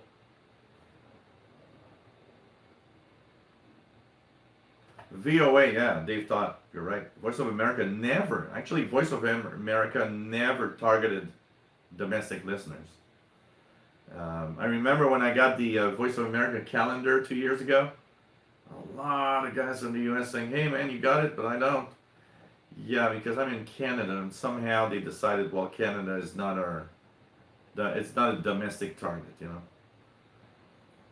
But you know what? The Voice of America is tricky from Canada to get correspondence. Because sometimes you find somebody that's like, well, you're in Canada. Nope. You know. You're not going to get anything. It depends who you get when you write. Vianney Arsenault, bonjour, bienvenue. Nice to see you on board from the Gaspésie area in the east part of Quebec. Hey Joshua, take care. Always fun to have you on board. And by the way, guys, if you enjoy what I do, a little self-promotion here. Today, monetization is so bad that it's horrible. You know what? It's making me think that I need to monetize in different ways. Today's monetization is so low that if it would stay like that for next month, I would really need to consider what I'm going to do next. So, of course, you can help me out. PayPal.me/shortwave or the Yahoo email you see there. You can send me a PayPal donation. It's much appreciated. And you know what? In dark days where I wake up in the morning and I look at the shitty monetization of YouTube sometimes, well, you know what? I'm happy to have donations because they compensate on my revenue stream. You can also become one of my patrons, patreon.com/ratingcomputers, and be part of 11 people right now that are actually sending me a little something every month. And it's taken from your credit card at the first few days of the month. And helps a lot. Helps a lot. So thanks for everybody who donated. If you never donated and you like what I do, why not take the time to, you know, just send me a little something. And any amount helps, by the way. Okay? Don't worry about it. Don't worry about it. Richard Cook's Earring Gander Walnut on 6604. Let's check it out. So thanks for the donations, guys. Thanks to Matthew Kelleher. Send me a little something. 6604. Do I hear anything here?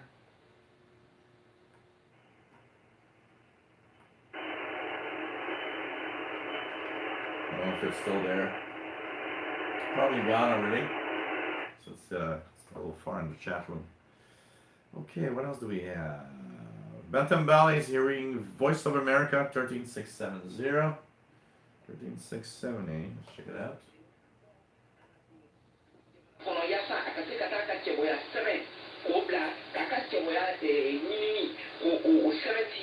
The 13670, and that is from, let me just check from where it is. EIDS space 13670, which I probably check every week anyways. Voice of America from Greenville. It's from Greenville, North Carolina, transmitter site. So that's why signal might be pretty good actually. Cosmic lettuce blabber.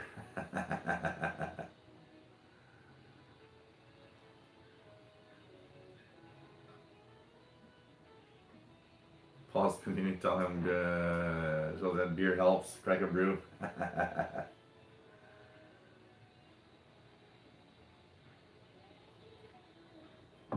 Patrick Manning. Steve says there's a Facebook page called QSL to come, but only one is radar related. You know, if I open a Facebook page, I will kind of relate it to my activity here. Maybe it's a good idea. You know, like Sheldon has the International Radar Report Facebook page. If you guys listen to International Radar Report, join the Facebook page that Sheldon has, which is International Radar Report page. So maybe it could be cool. Richard Cook says, someone on 15140. Let's check it out. 15140.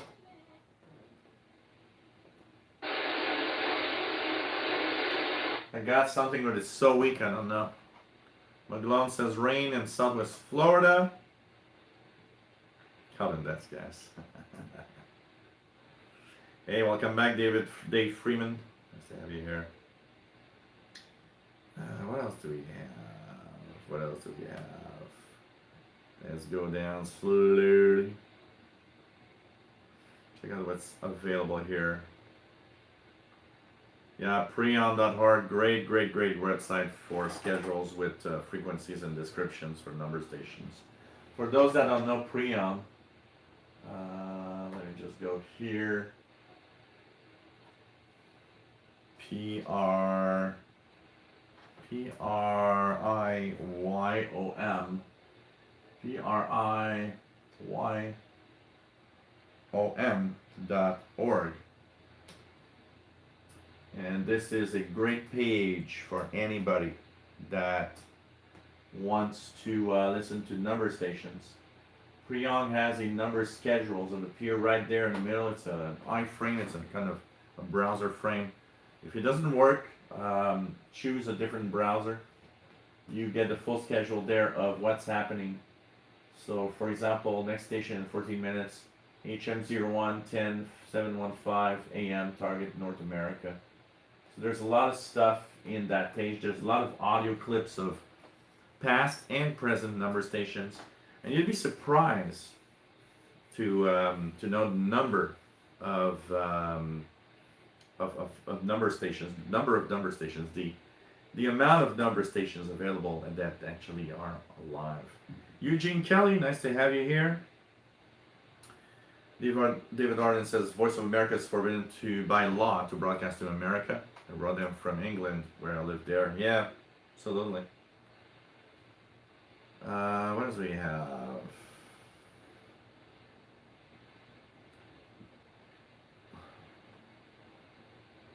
David Arden says PayPal now charges a lot of to transfer money. It costs me the same amount as I donated. I will wait until I can send a larger amount.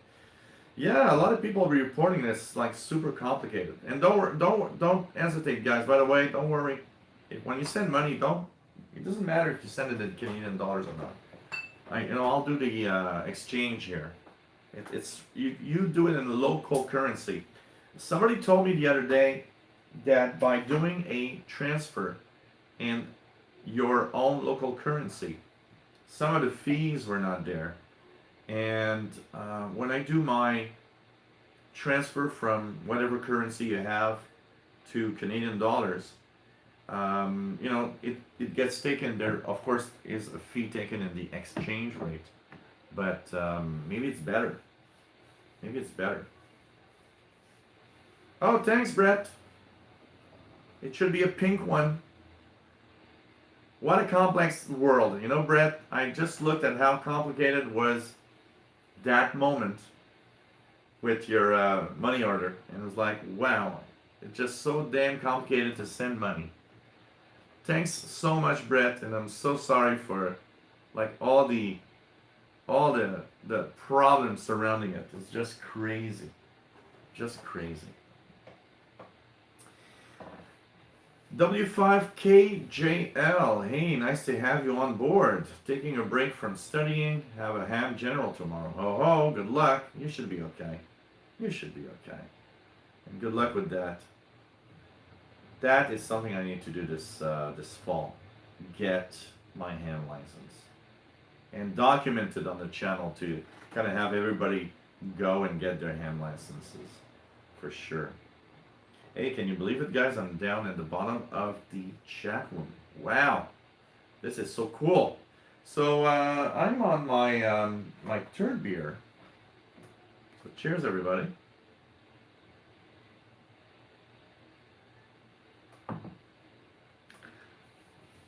And always nice to have all of you on board. By the way, you guys are great fans, and it's really, really, really nice to have everybody here. Okay, so you're watching the Shortwave radio show. We're already an hour 45 minutes. An hour 45 minutes into the show. I mean, I have the impression I just started. And here we are. So this is a show about radio. My name is Gilles. We're located in Montreal, Quebec, Canada. And we just have a lot of fun listening to radio, tuning the bands, talking about radio, answering user questions. It's just kind of cool. Just kind of cool. And it's a lot of fun to have everybody on board. Okay, I'm just going to check here. What the hell did I just click? Sorry, guys. I clicked something and I don't know what it is. Okay. Yeah. Okay, no, I don't want to have that. Okay, let's check. Okay, everything looks good. Pretty good. Pretty good.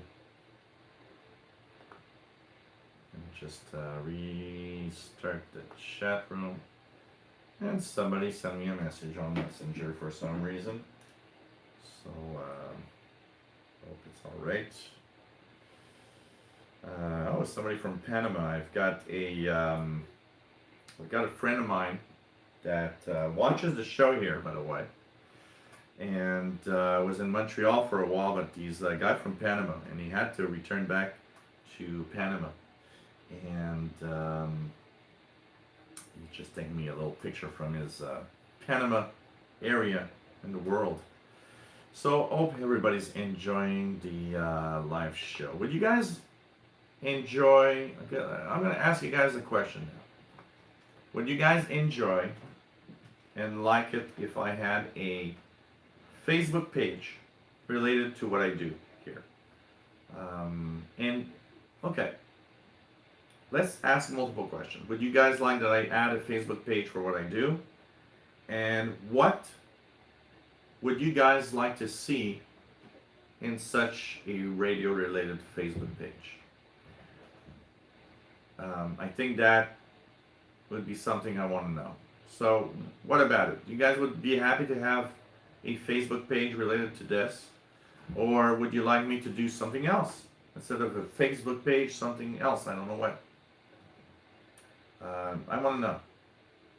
I want to know.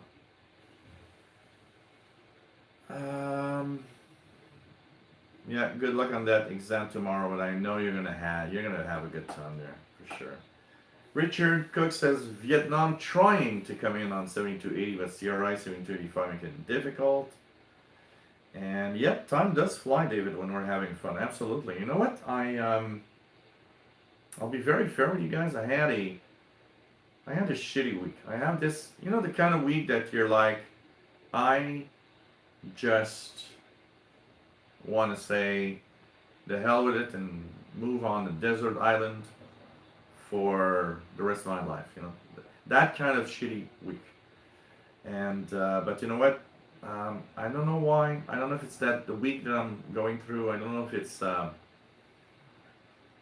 I just want to relax and have fun, but I'm having fun right now, and I find that I don't know. I think this is like a therapy or something. I don't know. I feel good, and it's kind of cool.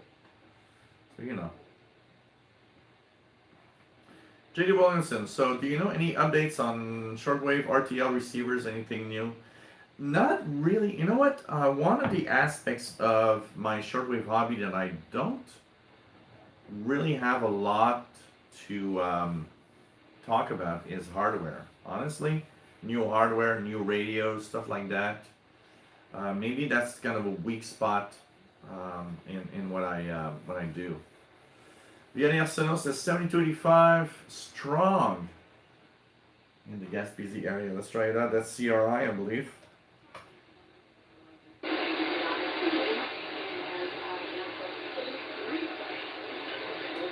It's in the noise, but CRI 7285. You know what, guys? Let's do another ETM scan. How about we try another easy tuning mode scan from the portable and leave it scan right here as it was earlier and see how many stations are going to find it out. David Arden says, if you get a Facebook page, we would like to see what you do and perhaps we can send tips of what's on the bands. That's an interesting one. How about a Facebook page where you are DXing something unusual, you post it there. Maybe that could be cool.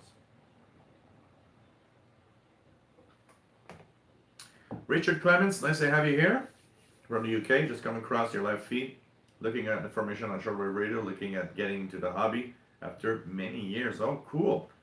You got questions, Richard? Ask away. We're here for that, and we'll be happy to answer. Mark Clark, if you did radio-related Facebook page, I'd have to get on Facebook myself. I know a lot of people are not on Facebook, and that is where I wonder.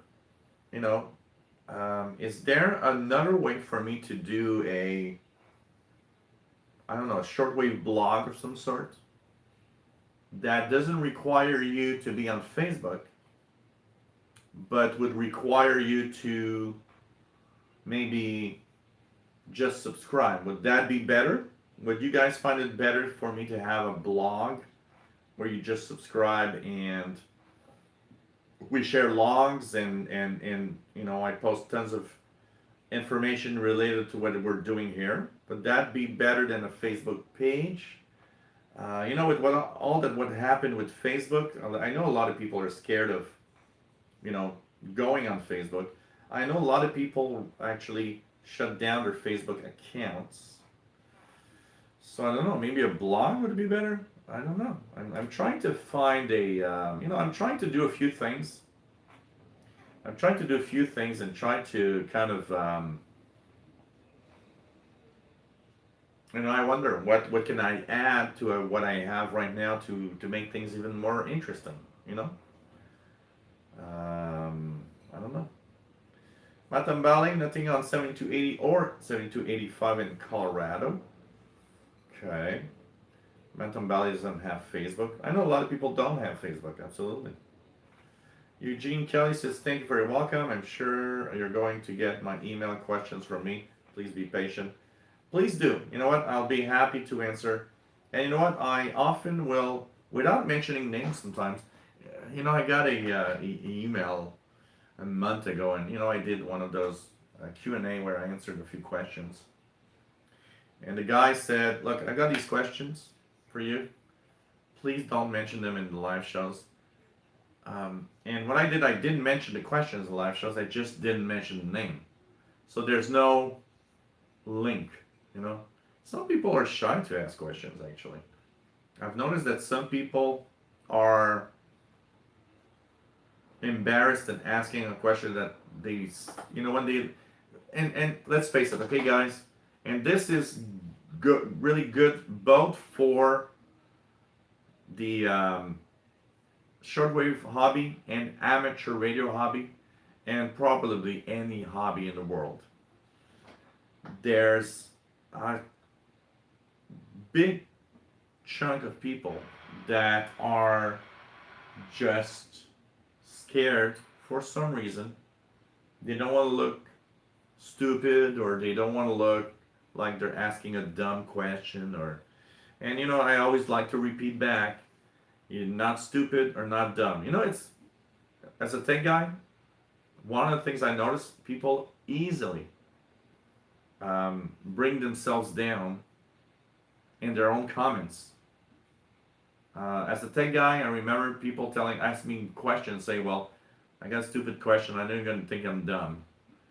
And you know what? No, that's not the way it works. You're not dumb for asking a question. You don't know the answer. That's all. Being dumb is not that. Yes, there are dumb people in the world. There are way too many of them, by the way. But asking a question about something you know nothing about is not being dumb. It's actually being curious, intelligent. You want to learn more. And by the way, I've got a great story for this week that I just remembered. I was at Tuesday, I was at the park with the GP5, tuning around with the easy tuning mode. This young girl on a bike passed by, looked at me, smiled, looked at the radio that was on the picnic table, and she continued. Then I saw that she was going slower, slower, slower. She stopped. She turned around and with a big smile told me, Can I, can you tell me what you're doing? And the first thing I told her is, you know what? I'm happy that you actually stopped and asked, because so many people just don't care, or, and she said, well, you know what? I think some people care but are afraid. And the type of world we live today, we never know who we run into. They're just afraid to ask. And the easy tuning mode scan had just finished. And I told her, well, this is a receiver that gets stations from all around the world, and I explained just very briefly what shortwave was. And she had this big smile. She was like, wow, I learned something today that I didn't even know exists. And when I started showing her that I was actually scanning the bands and going across stations, and this is Spain, this is, and of course, the first question that came to her mind is, how do you know that's Spain? It's like, well, I've been in the hobby for a long time, so I know. And it was funny because that girl spoke Arabic. And when I tuned around, I came across Radio Saudi in Saudi Arabia. And it was, of course, it's in Arabic, so she started listening. She said, oh, put the volume up. And she listened for like a minute and a half and said, you're listening to Saudi Arabia. And I'm like, absolutely. And she said, with a little radio like this, you're getting Saudi Arabia? Is it satellite? No, it's not satellite. And I kind of, refreshed and said, well, you know what? That was a cool moment of my week. It was a fun moment of the week. That girl coming back with her bike, being curious. What are you doing? Let's face it, guys. We got to be careful with our hobby, because one of the biggest problems with the hobbies is that we get to a point where we learn so much. We tend to forget that there are newbies out there. There are people that were like we once were. Put yourself in your own little world. The first time you came across shortwave, the first time you came across amateur radio, you were ignorant of all of it. I got a DX100, realistic DX100, and you know what, guys? Honestly, I took that radio because it just looked cool. I had no idea what it was. Absolutely no idea what it was. But the radio looked so cool. I was like, okay. You know, when my dad said, well, you know, you listen to radio and signals and stuff, what do you want to have? I said, I want that thing. It's cool. And, you know, as a 13-year-old guy, a $100 radio was expensive. Because at 13 years old, let's face it, well, 13-year-olds of today, I don't know if it's the same thing, but back in 1982, my 13-year-old mind thought that $100 for a radio, you had a darn good radio. What I didn't know is that there were $300 radios and $500 radios and $1,000 radios. But I didn't know that. And I thought, wow, $100 for a radio, that's top of the line stuff. But that's my ignorant and, young guy learning the world at 13 years old. I had no idea. And I knew nothing. But one thing that I am proud of, and I'm so happy, the DX100 manual. You know, back then, when you got a shortwave radio, you had a book. You had multiple pages explaining that's what your radio does. This is what you can hear. Unfortunately, today you get, 3 pages of this is how to turn it on, turn it off, RDS, this is that. You can listen to the world. Yeah, okay. And so, where I listen to the world, then you don't know. They're not going to tell you. They're telling you nothing. They're just saying, oh, tune around, you got to get signals.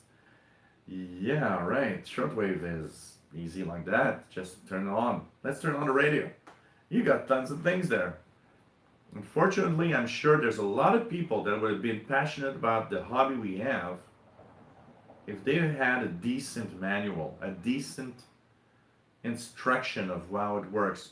Somebody out there that can guide them through what they were doing. Getting hooked to a hobby, there's different levels of people. I am a very curious guy. Still to this day, I'll be 50-year-old in March, and still to this day, extremely curious about everything. I want to know, oh wow, I've never heard about that. What is that? What does it do? How does it work? That's one part of all of us. And I would say the majority of all of you in the chat are in a league apart. You're like me. Curious? What does it do? How does it work? And you got hooked. We got hooked. All of us here, we got hooked to radio. And there's another category.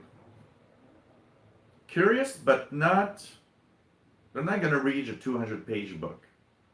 They're not going to, they just see world band radio and it's like, wow, listen to the world.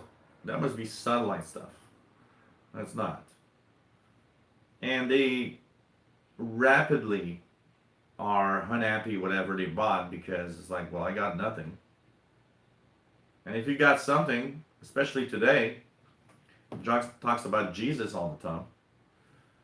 I understand you're taking that thing back to the store. Okay? I totally understand. Totally understand. I would do the same. If I would not know anything, I would do the same thing. Return it back to the store. But that category of people was curious because they saw World Band. And there's part of that category, if you had somebody or this show or whatever telling them, you know what? This is how it works. This is how we listen to things. There's part of these people that would have stayed in, that maybe today would be in the chat room watching my show.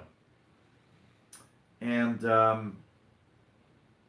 unfortunately, today's radios come with the worst crappy manuals that can exist. Why? Because paper manuals cost too much money.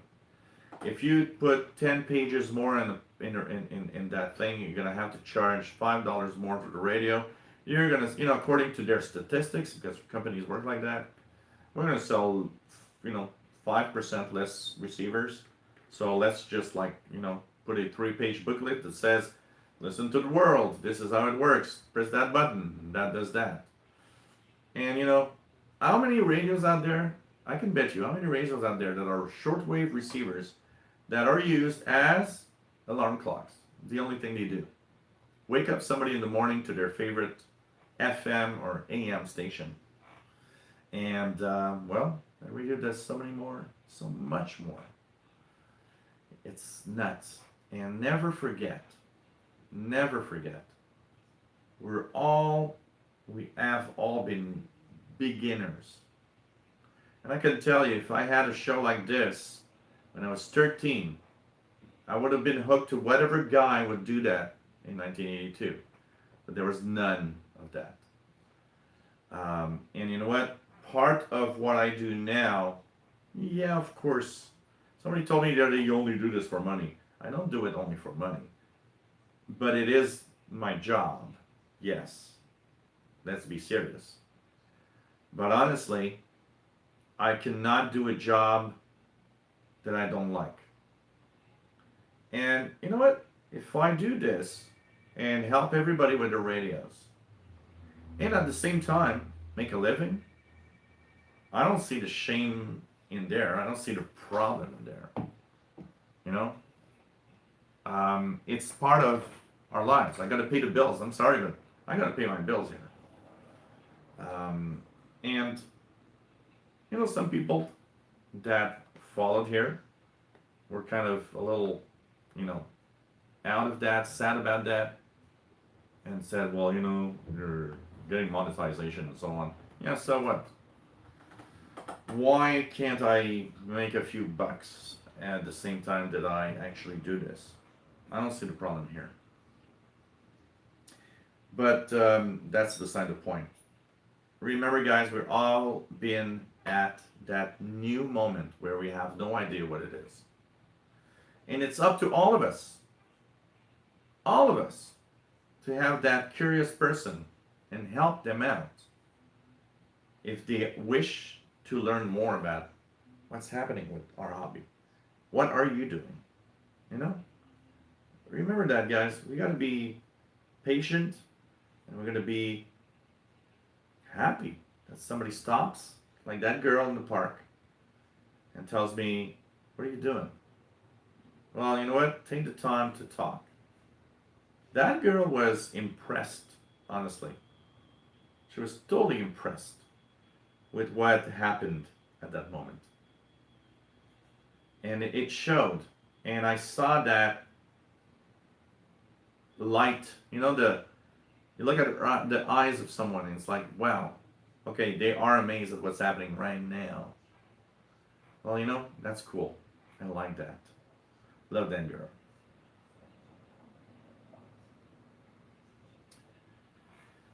Station for the band. Yeah, right here.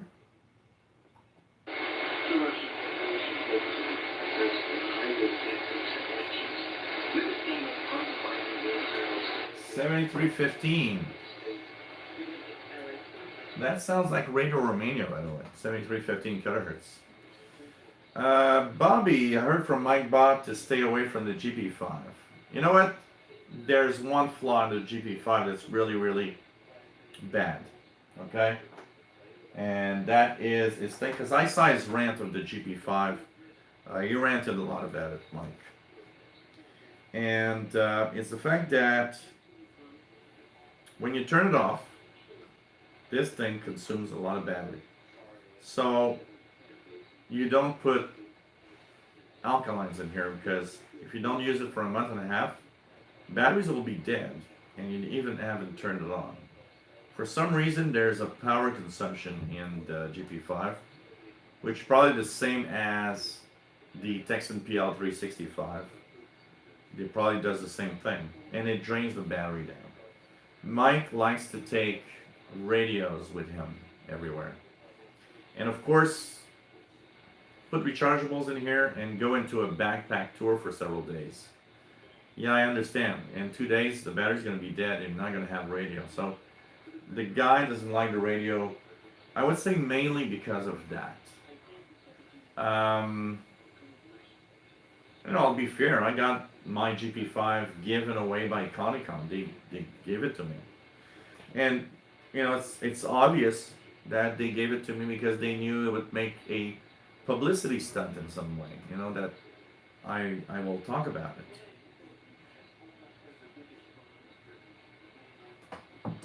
When I did my review of the GP5, I did not see that drain because I was using it all the time. So when the batteries were dead, it's because, oh, well, I used it a lot. So let's recharge the batteries. But I didn't notice when I started leaving it with my other radios for several weeks without being used that, oh, the battery's dead. So that's the main problem with the GP5 SSB. Drains batteries when not used. Yes, absolutely.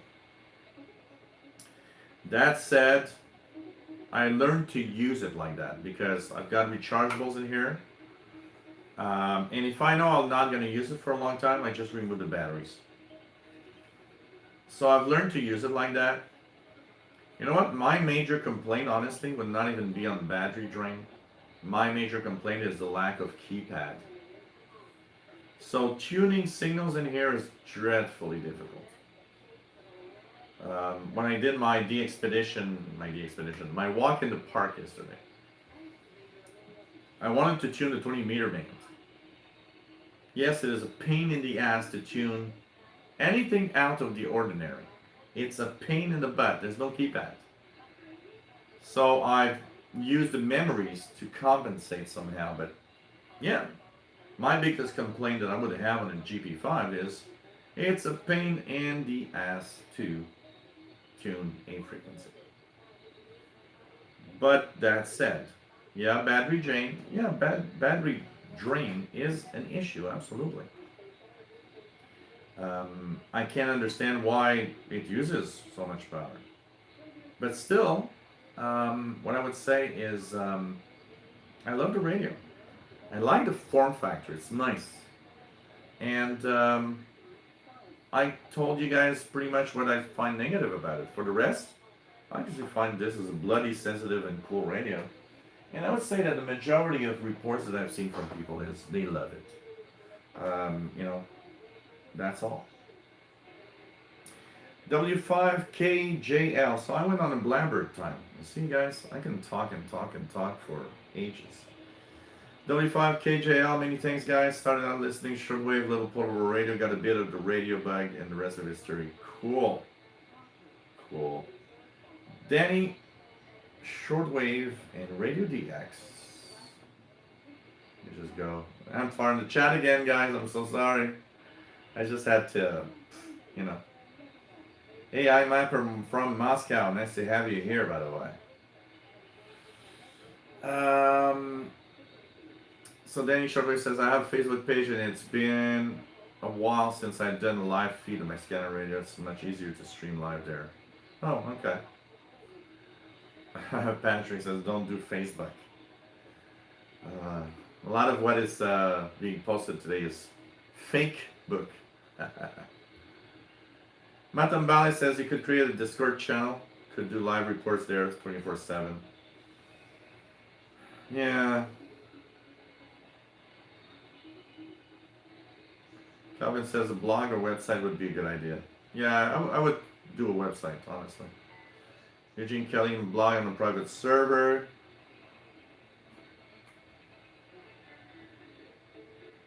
Well, Facebook is super easy to join and be there when you're there. But I know that a lot of people are not there, honestly. Bobby says +1 on Discord. I don't like Discord. I'm sorry, but I don't like it. I'd rather have a website. My private website. Not be on some other platform. Just my private website. If I would do something, that's pretty much where I'm going towards.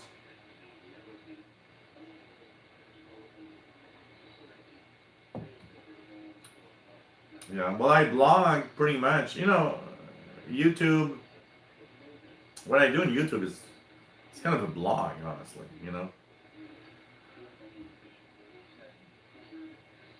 Danny Shortwave has a. Well, I should try that. Google's Blogspot. Maybe that's what I need to do. It could be interesting. Huh. Okay. W5 KJL says would be interested in a Facebook group, but there has to be some screening. Oh yeah, absolutely. Don't worry about that. I already have trolls here. I don't have trolls on Facebook. I can tell you that. But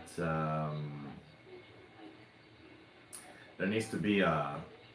You guys don't see it, but on this channel, one of the things that happens all the time is every day I remove the shitty stuff. I remove all the crap posts, the trolling. I do, it's part of what I do every day. Because without it, you guys would see so many posts that are just like trolling, just crazy. And it's nice because the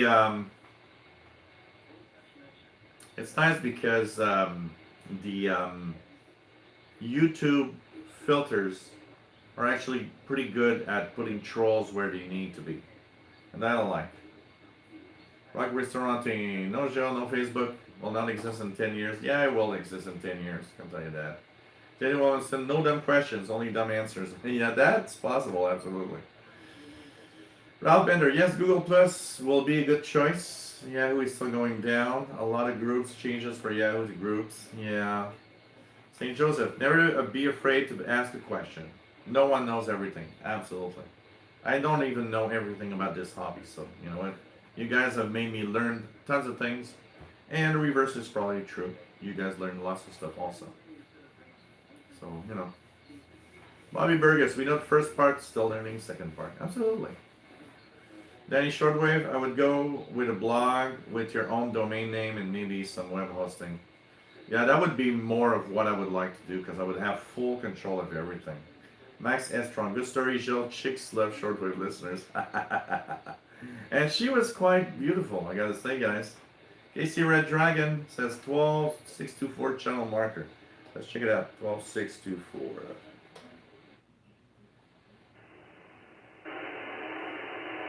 Yeah, just here. I think it's right here. Let's go down. Yep.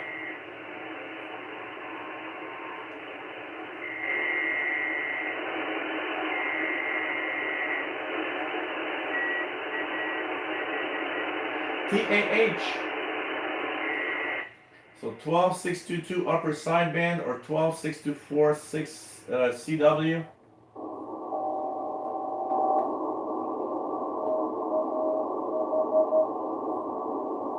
TAH.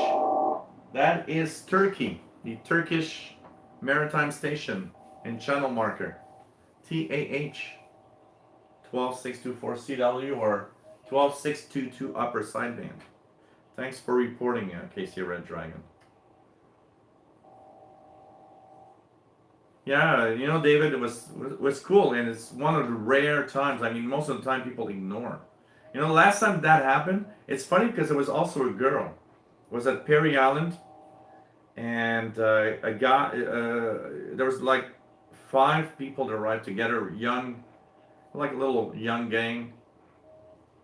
And one of the girls, so they went to that. I was on a picnic table. They went on the other picnic table, and they started smoking pot. And it was funny because one of the girls got up, came to my table, and said, "What are you doing?"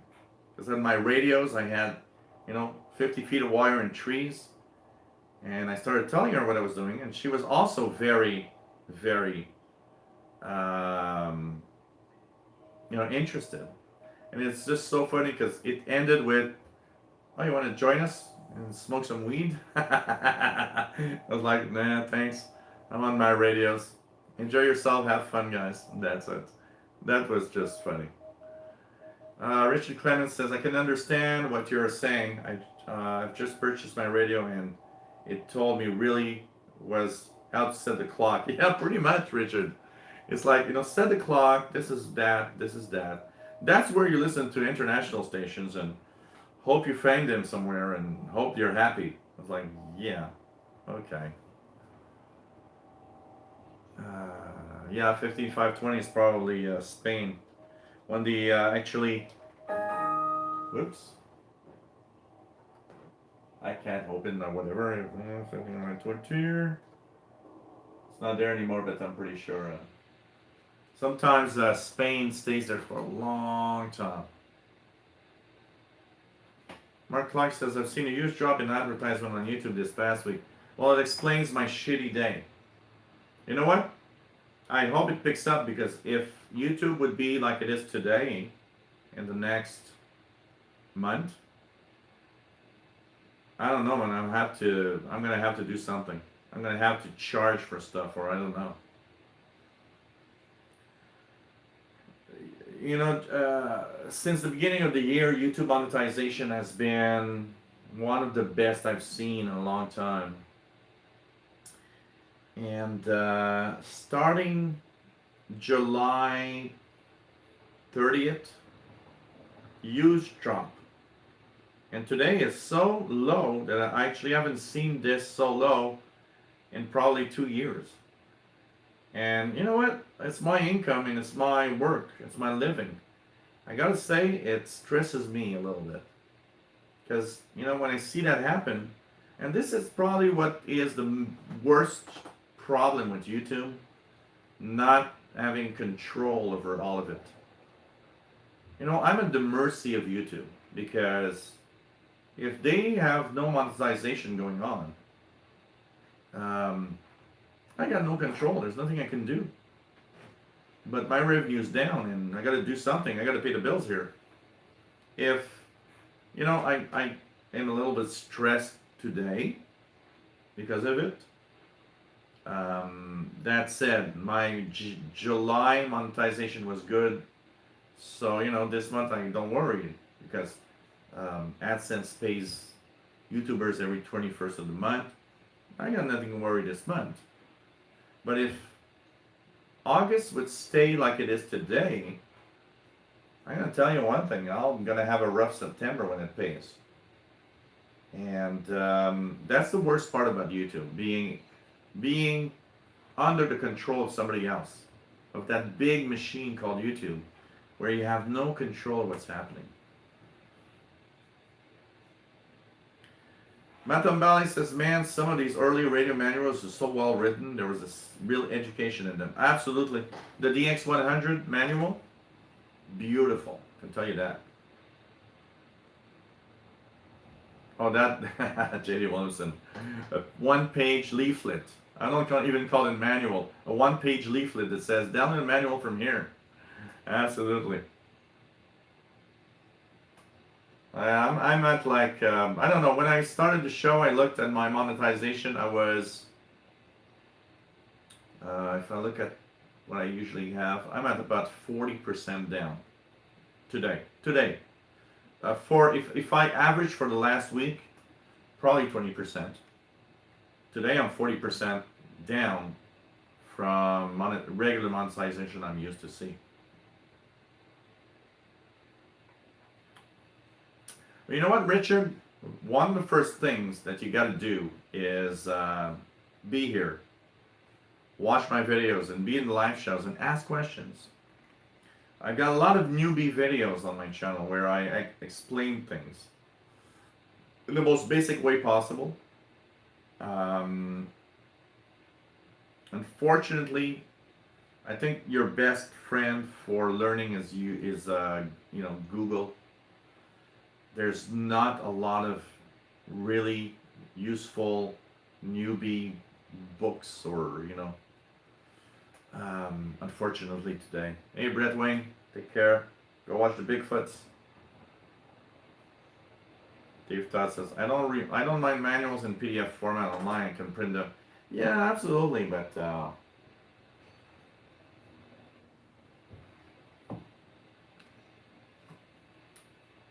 some people don't like online manuals. I don't mind either, Dave. For me, it's okay, but anyhow, my G5 was a bit sketchy. My TVO V115 and L258. Forget it, man. left on your own even without tossing them in the trash. Oh man, nice to have you on board. William Helms from Florida. Andrew Noble, nice to have you here. What else do we have? Yeah, Spectrum Monitor is a great magazine. David Art is pointing you at the excellent magazine that the Spectrum Monitor is kind of an equivalent to the what we used to have that called Monitoring Times. Really, really good. Quantum Valley 40 meters is dead. Okay.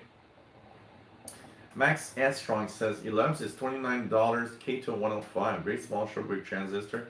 Super wide front end, but cool brushed aluminum body with crisp audio. Cool. That is cool. Cool. 3643. Yeah, 80 meter band of hands. Yanni Arsenault says, let me just go down. Sorry, guys. Might be a little bit behind in the chat room. Wow, I'm on what? My third beer. I'm getting drunk. I'm drinking faster than usual. I am getting drunk right now. But no rant. I'm not in that mood. I'm in the mood of let's have fun. Yanni says, portable radio I use is the Yaesu FT817. It's an excellent radio for listening, but it consumes too much battery also for the transmissions. Yeah. A lot of radios like that. Lots of radios like that. Gillingham says, the Conicon is a hot radio. Yeah, it's a nice one. It's actually the Texan PL365. Rebranded, but nice. 6340 is fax. Yep, that's Boston. Sending their weather fax. Absolutely. 6925. Pirate or something playing on the radio. 6925. Anything here?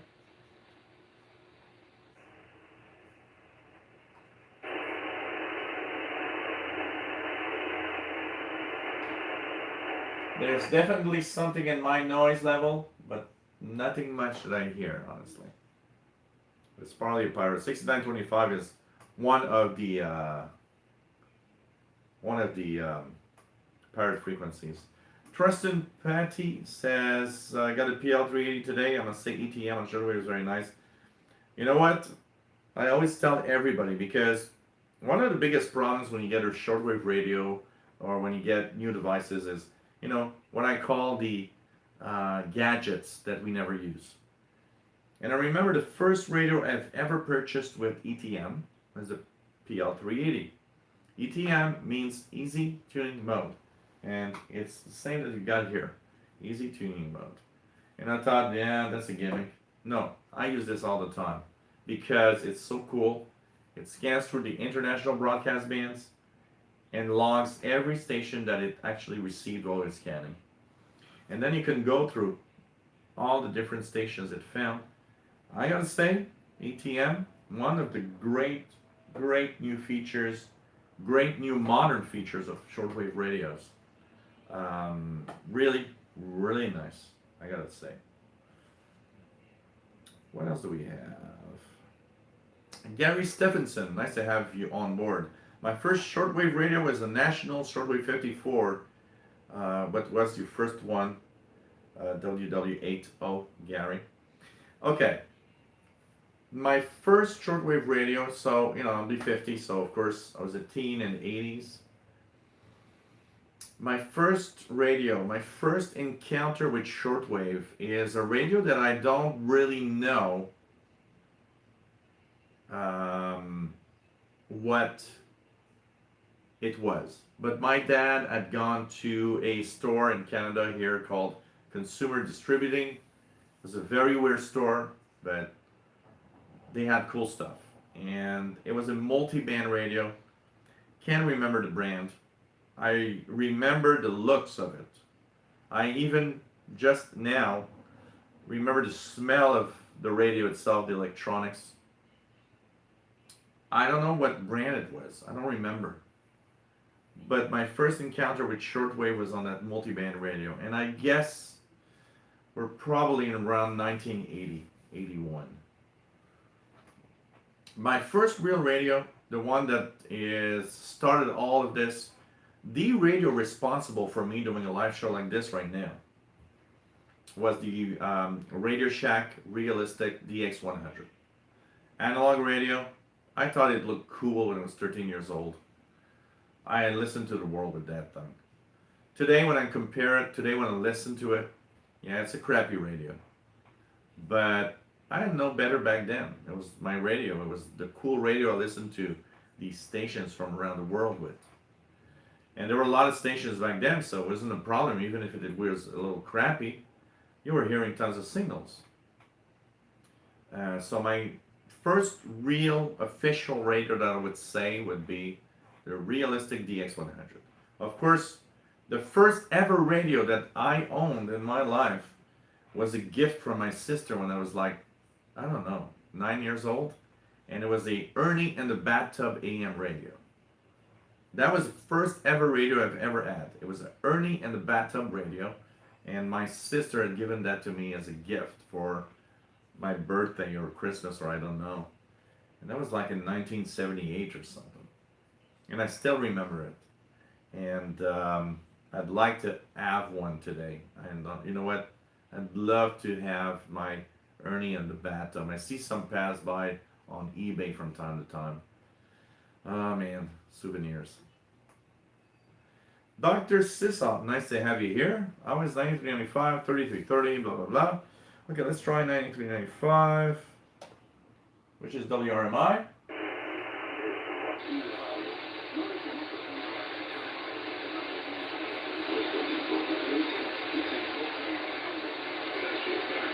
It's a little weak, but it's there.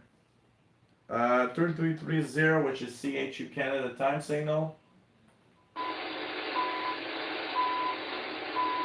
It's in the noise, but it's there. CHU Canada, Coordinated Universal Time, 22 hours, 32 minutes. So this clock is 2 seconds behind. 7850.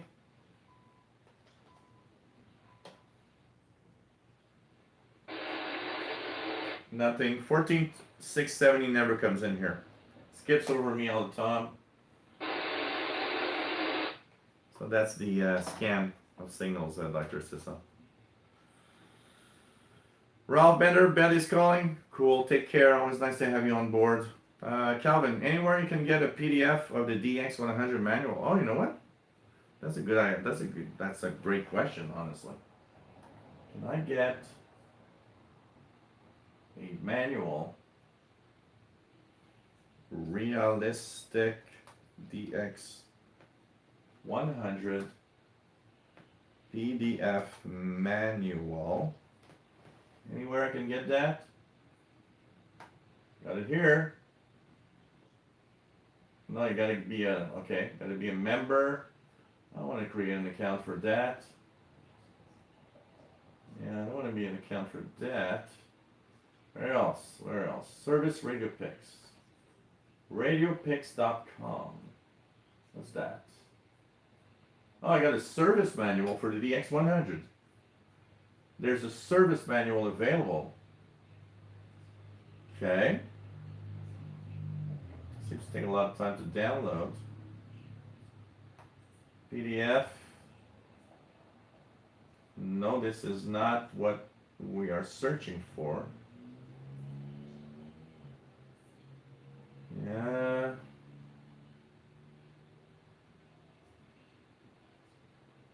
Instructions, use service manual. Okay. DX100 owner's manual.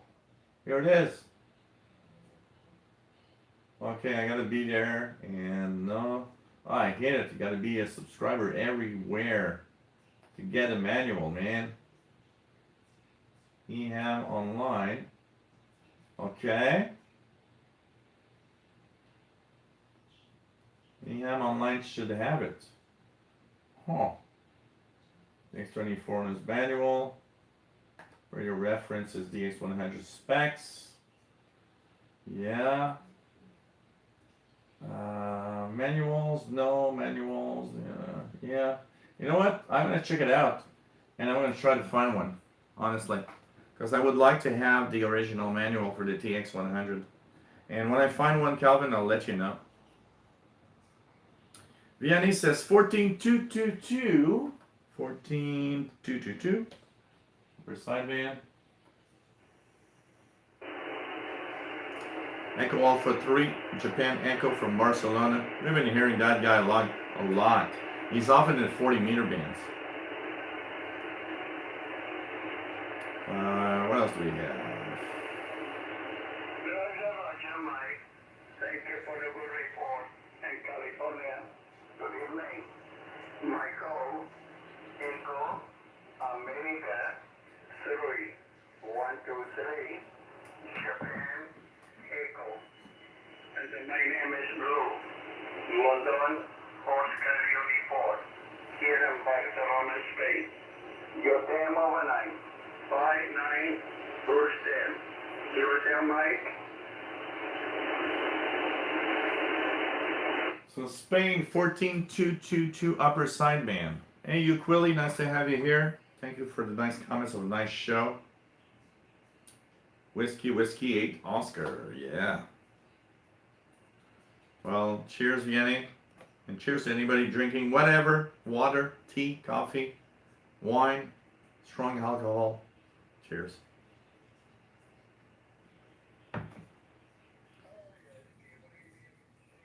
Like this is Sysop says, TVDO V115 works good if you clip on a piece of wire or clip an antenna. Casey Red Dragon, is that data or something on 9265?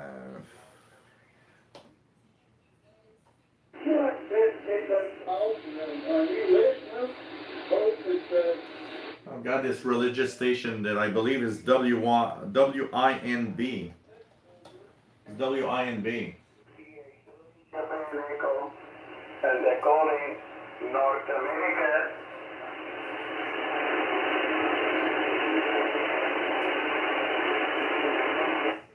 One of the things I've noticed, Dave Todd says, getting later here, 31 meters, still strong, 41 picking up in Niagara, Ontario. I've started noticing a change in propagation as we're getting, Well, you know what, Ukulele? The problem isn't ETM itself, because he says ETM isn't reliable. Found listenable stations on ETM, didn't grab. Remember, shortwave moves up and down in the signal quality. So if while your ETM scan was going through a fade out of the station, of course it won't grab it. I actually found that it's really good.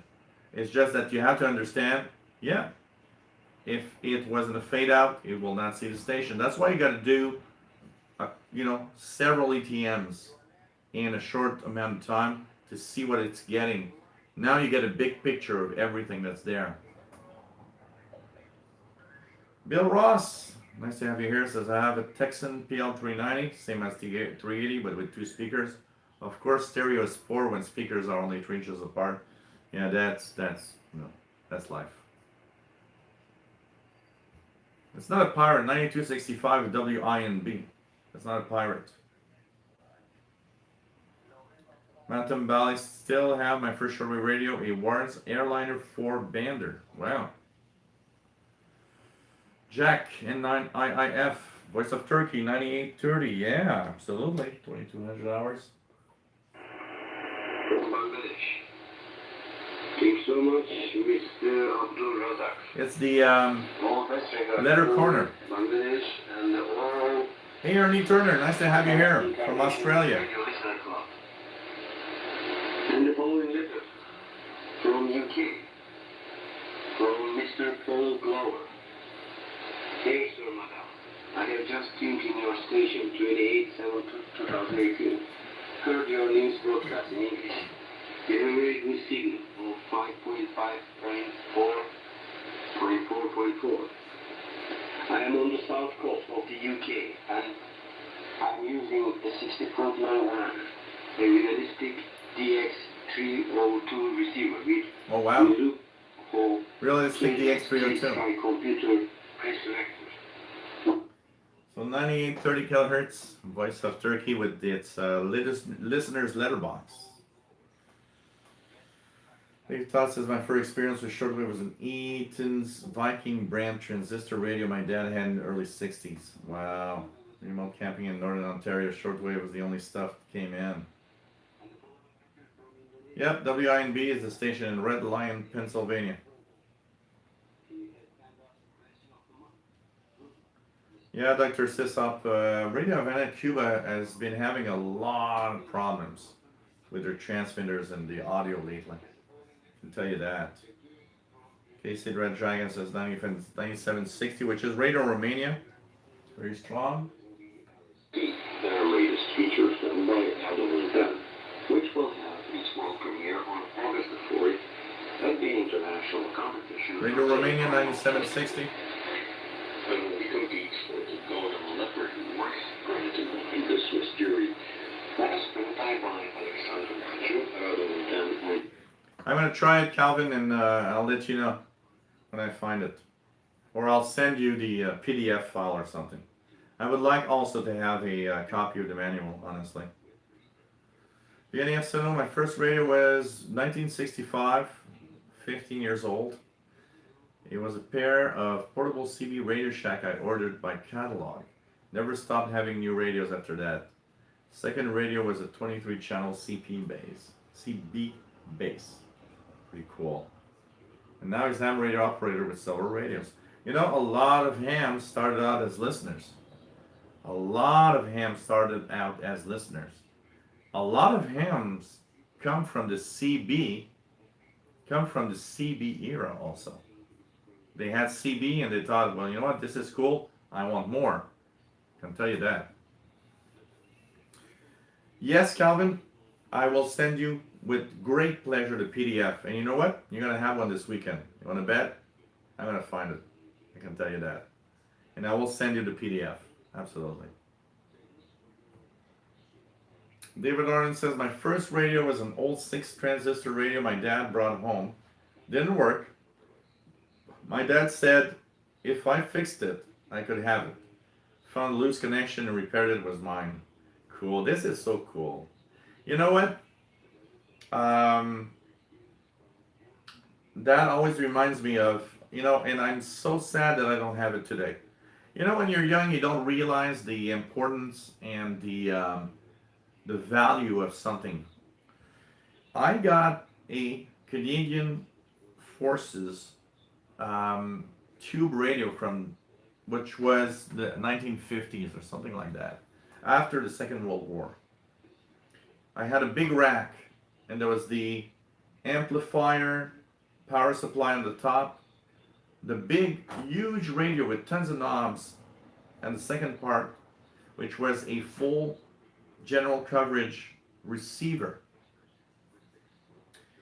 And that came from a cousin of mine that had it in his home, because he actually worked for the army for a while, and they had some kind of, you know, sale or whatever, like a army garage sale or whatever, and they gave away things at very, very cheap prices. My cousin doesn't know anything about electronics and anything about whatever in life anyways, and I know he's not watching, so I don't care. But he, when my dad went to see my cousin at some point, he saw the big radio in the rack, and he thought of me. My dad said, you know what, I think Jill would be happy with that thing. So he looked at it and said, look, what's that? And he said, oh, it's a old, you know, tube radio from Army, but it doesn't work and it doesn't do anything. But my dad found it looked so cool that he said, oh, I'm going to bring that home. So one day I end up with this big rack with this radio that looks so cool but doesn't do anything at all. It doesn't turn on. So I start looking, and I go in the back, and in the back there's like this big swab of wires, like there's connectors like A, B, C, D, E, F, G, like every letter of the alphabet, and there's wires there that go to the top part, which is like the power supply and whatever. So nothing happens, but you know what? I'm a curious guy, and I was maybe 14, 15 at the time. I actually look at it, and I see this little, fuse socket. I unscrew, and I look. It's like, oh, the fuse is blown. And at that time, I already was dabbling in electronics a little bit, so I had a lot of fuses. So I look at it. It's like, okay, 1 amp slow blow fuse. So I look at my little, and I see one that I have, which is 1.2 amps slow blow, and I'm like, yeah, close enough, 1.2. It's gonna work. So I shove the fuse in there. I screw back the little cap, switch it on. Lights come on. There's this big red light in one corner. It comes on, and then there's this green V signal indicator shape after about 30 seconds that comes on, and I hear static over the radio. And I'm like, man, it works! It works! And I was the happiest guy in the world. And I spent a full summer listening with that thing, which was one of the most amazing tube receivers I've ever seen in my life. Unfortunately, one day I switched it on, and there was like smoke everywhere. Something was burning up. Unfortunately, if I'd known better, I'd kept it, but I didn't, and it ended up outside in the garbage. And I think it took 5 minutes. Somebody was passing by with his pickup truck and saw the thing and said, "Oh my God, look at that!" And he picked it up, put it in his pickup truck, and went away. Today, I am so sad that thing I let go, because it was just an amazing thing. Richard Cook, unknown carrier 13883. Okay, isn't that 13882? Like the that's the yeah, that's, if you're hearing the same thing, 13882, Richard, is WeatherFax. It's actually transmitting a WeatherFax chart now. It's from Germany, I think. That's the German weather station. David is drinking a nutritional shake. Cool. That's cool. Calvin says, my first radio was a CB radio, a Ham International Jumbo, and made dipole antenna. Cool. How's WWV 5, 10, 15, 20, 25? Okay, let's try it out. 25,000. 25,000. Not 250,000, but 25,000. Nothing. 20. Nothing. 15.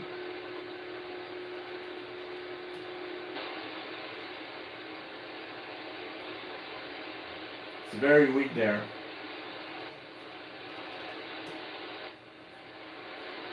10, nothing. And 5 is really too early to hear 5 here.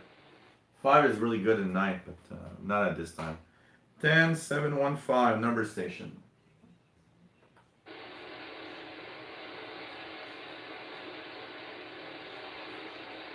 I do see the carrier, but don't hear anything. Bob T says, I was able to afford a shortwave radio when I was turned 39 several years ago. Sangean ATS 818, which is still in pretty good shape. Cool. Richard Cook's got BPM on both.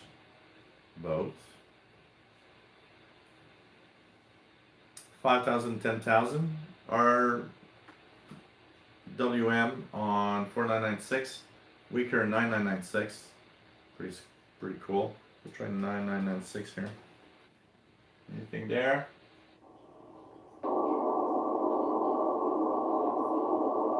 Yeah, I hear the time pips fading in and out. 9996. RWM time station in Moscow is coming in. Yeah, Mazda DK, that's what I came across. We're probably going to have it there by just creating an account. Absolutely. David says, yep, EA3JE is not really in Barcelona, but in the vicinities. Yeah, he's amazing. There's always some really, really nice. I'll get the manual, Calvin, and I'll send you it. Terry Cominos, National Panasonic DR49. Wow. Vienna son of Orange. I was searching for the X100, but you will send it to Calvin. That's perfect. Cool. Look at the little pips. This is RWM time station in Moscow.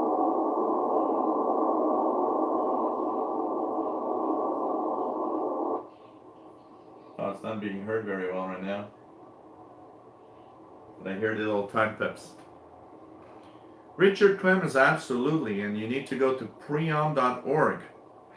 And you'll see there's a lot of number stations. Absolutely, Richard. Absolutely. Yeah, it is a weather fax on 13882 actually, and I believe it's from Germany. Yeah, 11930 is usually the Radio Martini, and there's the Cuban Jammer on it. Gustavo Fernandez, nice to have you here. Danny Shortwave says, I'm signing up for the site. It is under Manuel's Radio Shack. Not a realistic brand. Same thing. The X100 manual. Yep, 11930 is Radio Marti from the United States, Richard. But here in North America, we often hear the jamming.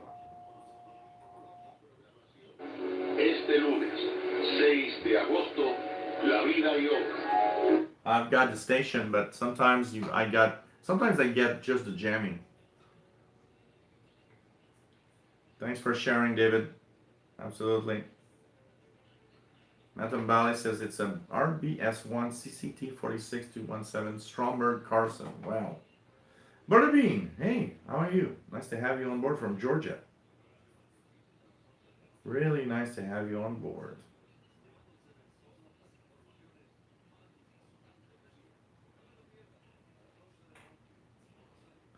Yeah, Calvin, absolutely. Absolutely. That rarely happens, but you know what? That did. Calvin says Skip still rolling in on 27555. Tristan Patty says beginner right here. Glad I found your channel. Cool. Nice to have you here. Welcome aboard. And we're a great gang that's here to help everybody, honestly. Bill K3WDR, nice to have you on board. Danny Shortwave says, I just downloaded the Radio Shack DX100 owner's manual if anyone wants it. Cool. Send me a copy, Danny. Official Shortwave Radio at gmail.com. Official Shortwave Radio at gmail.com, and I'll be happy to have it. And I can forward it to Calvin. Richard Cook says hearing CHU on 14670. Cool. Dr. Sissa, what are you using for antenna in that PC? So this PC is linked to a Fedri as a software-defined receiver on the network, and it's linked to a 75 feet sloper antenna in my backyard. Matham Valley says 14670 actually pretty steady here, Stu, but quite readable. Cool. Yeah, I remember going to Mods. You know what? I probably have an account that I forgot about, but mods.dk gave me manuals and mods for tons of things that I was looking for, honestly. Isn't that a great group? Everybody helping each other find things. It's just so cool. So cool.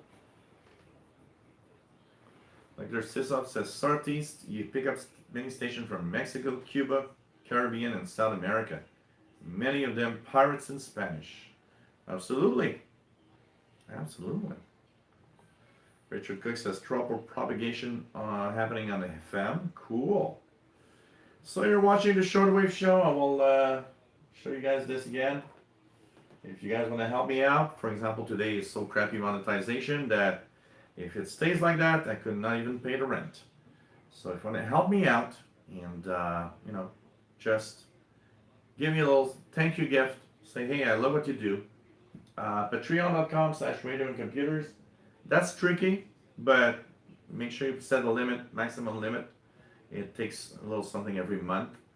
PayPal.me/shortwave or the Yahoo email you see here. You know what? In PayPal, it doesn't matter the currency. Send me in whatever currency you have. The franc CFA from Africa, the franc in France, euros, the English pounds, the pesos, whatever currency you got. Just send what you want to do in your own currency. I'll just transfer it to my currency when it gets to my account. It doesn't matter. Sometimes it's easier to understand. I want to give, 50 pesos because I know I can afford that. I don't know how it is in Canadian dollars or whatever. Well, you send 50 pesos, and you know what? When I get it in my PayPal, it says, you want to transfer 50 pesos in Canadian dollars? It's like, yeah, I'll do it. So don't worry about being Canadian or whatever. Send it in your own currency. I'll do the transfer in whatever currency I wish over here. Hope you enjoyed the show. And I mean, you guys are great. I take a lot of time. I mean, it looks easy. And it's not that bad. But, imagine yourself 3 hours blabbing away, talking about something, following a chat room, tuning your radio. I think there's some kind of talent there. Plus, all the people that today told me, hey, your walk in the park video was great. But you know what? The only way I can do that is by having this as my job. And I can take the time to walk in the park. Or else I'd have to work. There would be no walk in the park because I'd have to work and do other things. And if I had to work at a regular job, I wouldn't do these shows because I wouldn't be able to be here, or it would be, not as often. It wouldn't be every week and so on, Remember, guys, this is my job. This is my paycheck. Here, the tech shows and everything, yes, YouTube monetization, but you can't rely on YouTube monetization all the time. Look at how crappy today's so crappy. It's like, if you want to cry, today's the crappiest day of the year. And you know what? You guys come through. I get donations regularly. It helps me continue. Pay for equipment. I mean, this ain't free, I got to pay for my internet service, which is $100 a month. I've got to pay for equipment, lighting systems. I've got 6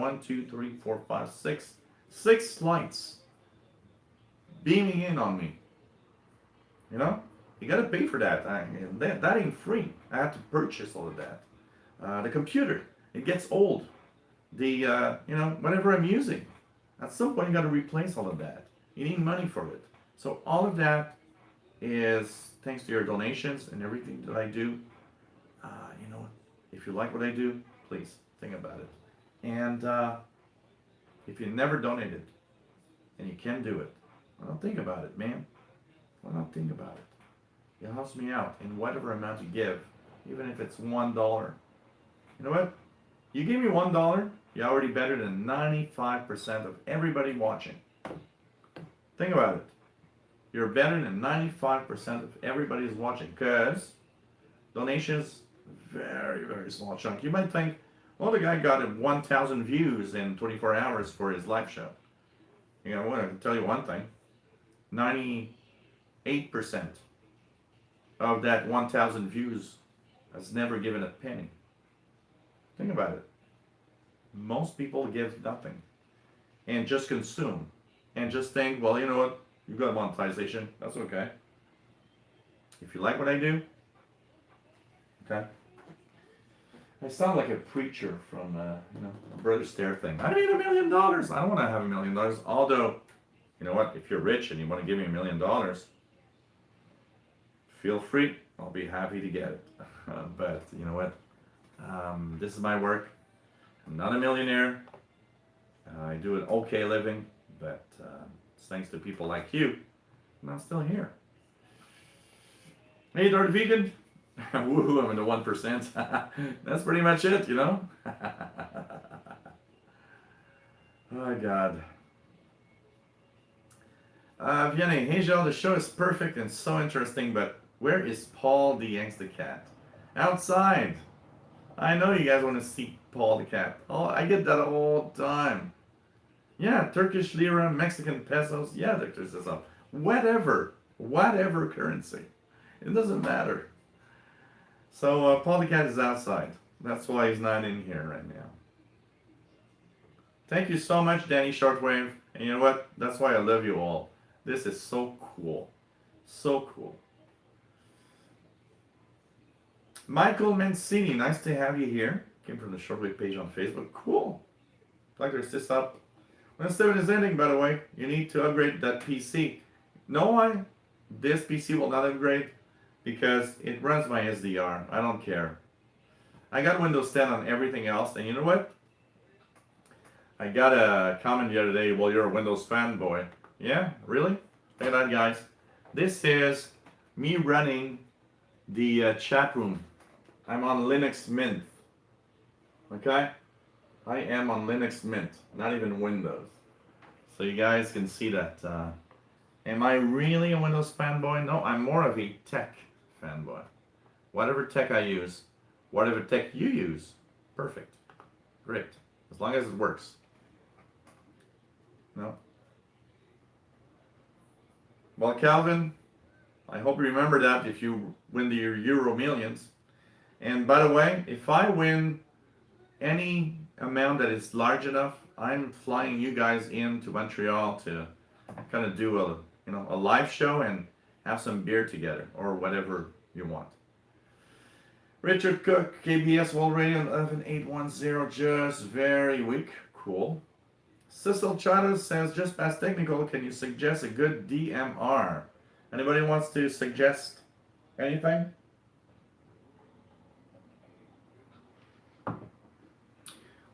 You know what? This is a 17-inch laptop that was given to me by a client when I was doing a lot of tech duties. And what's funny, what's really, really funny, is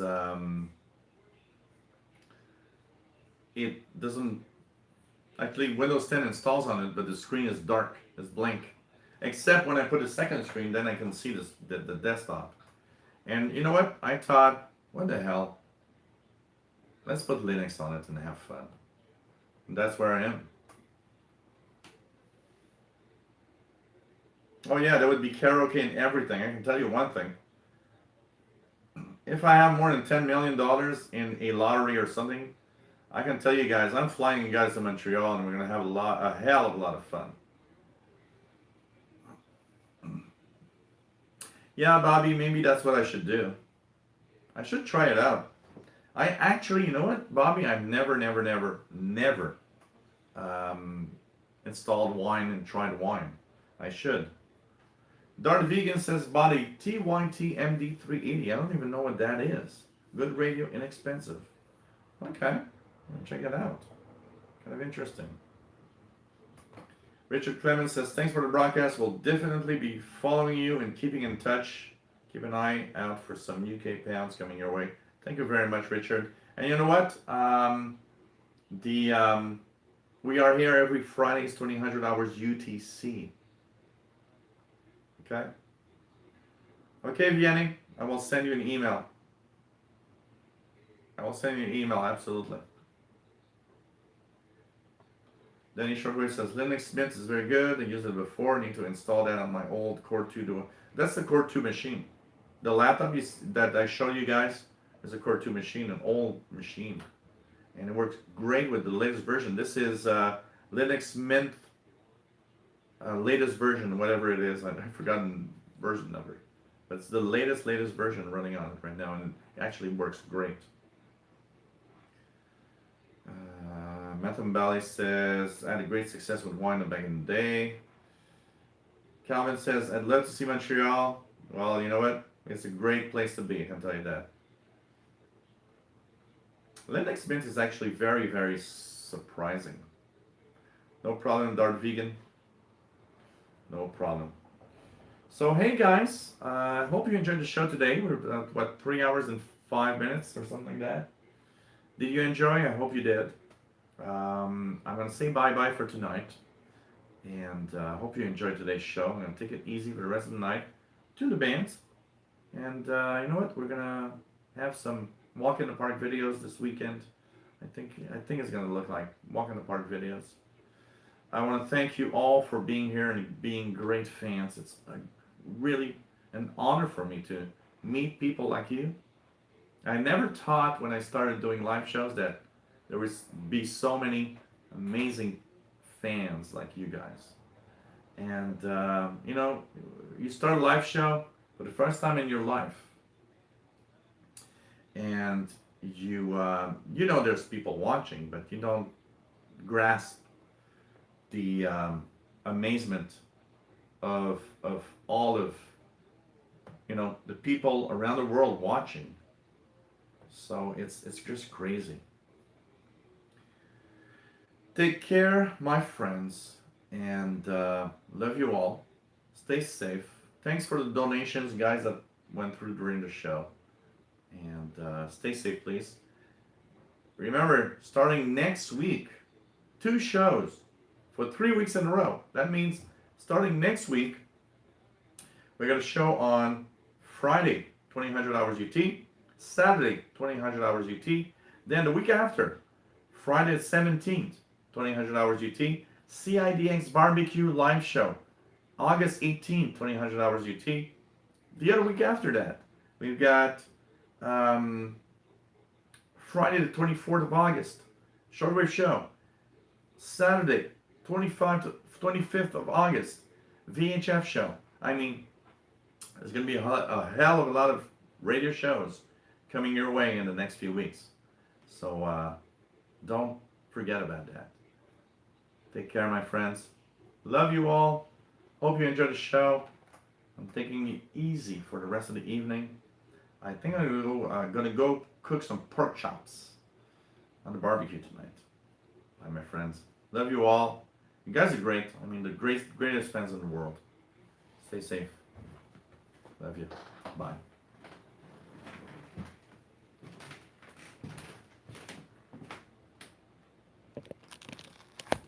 That moment where I got to shut down the camera. Bye, my friends.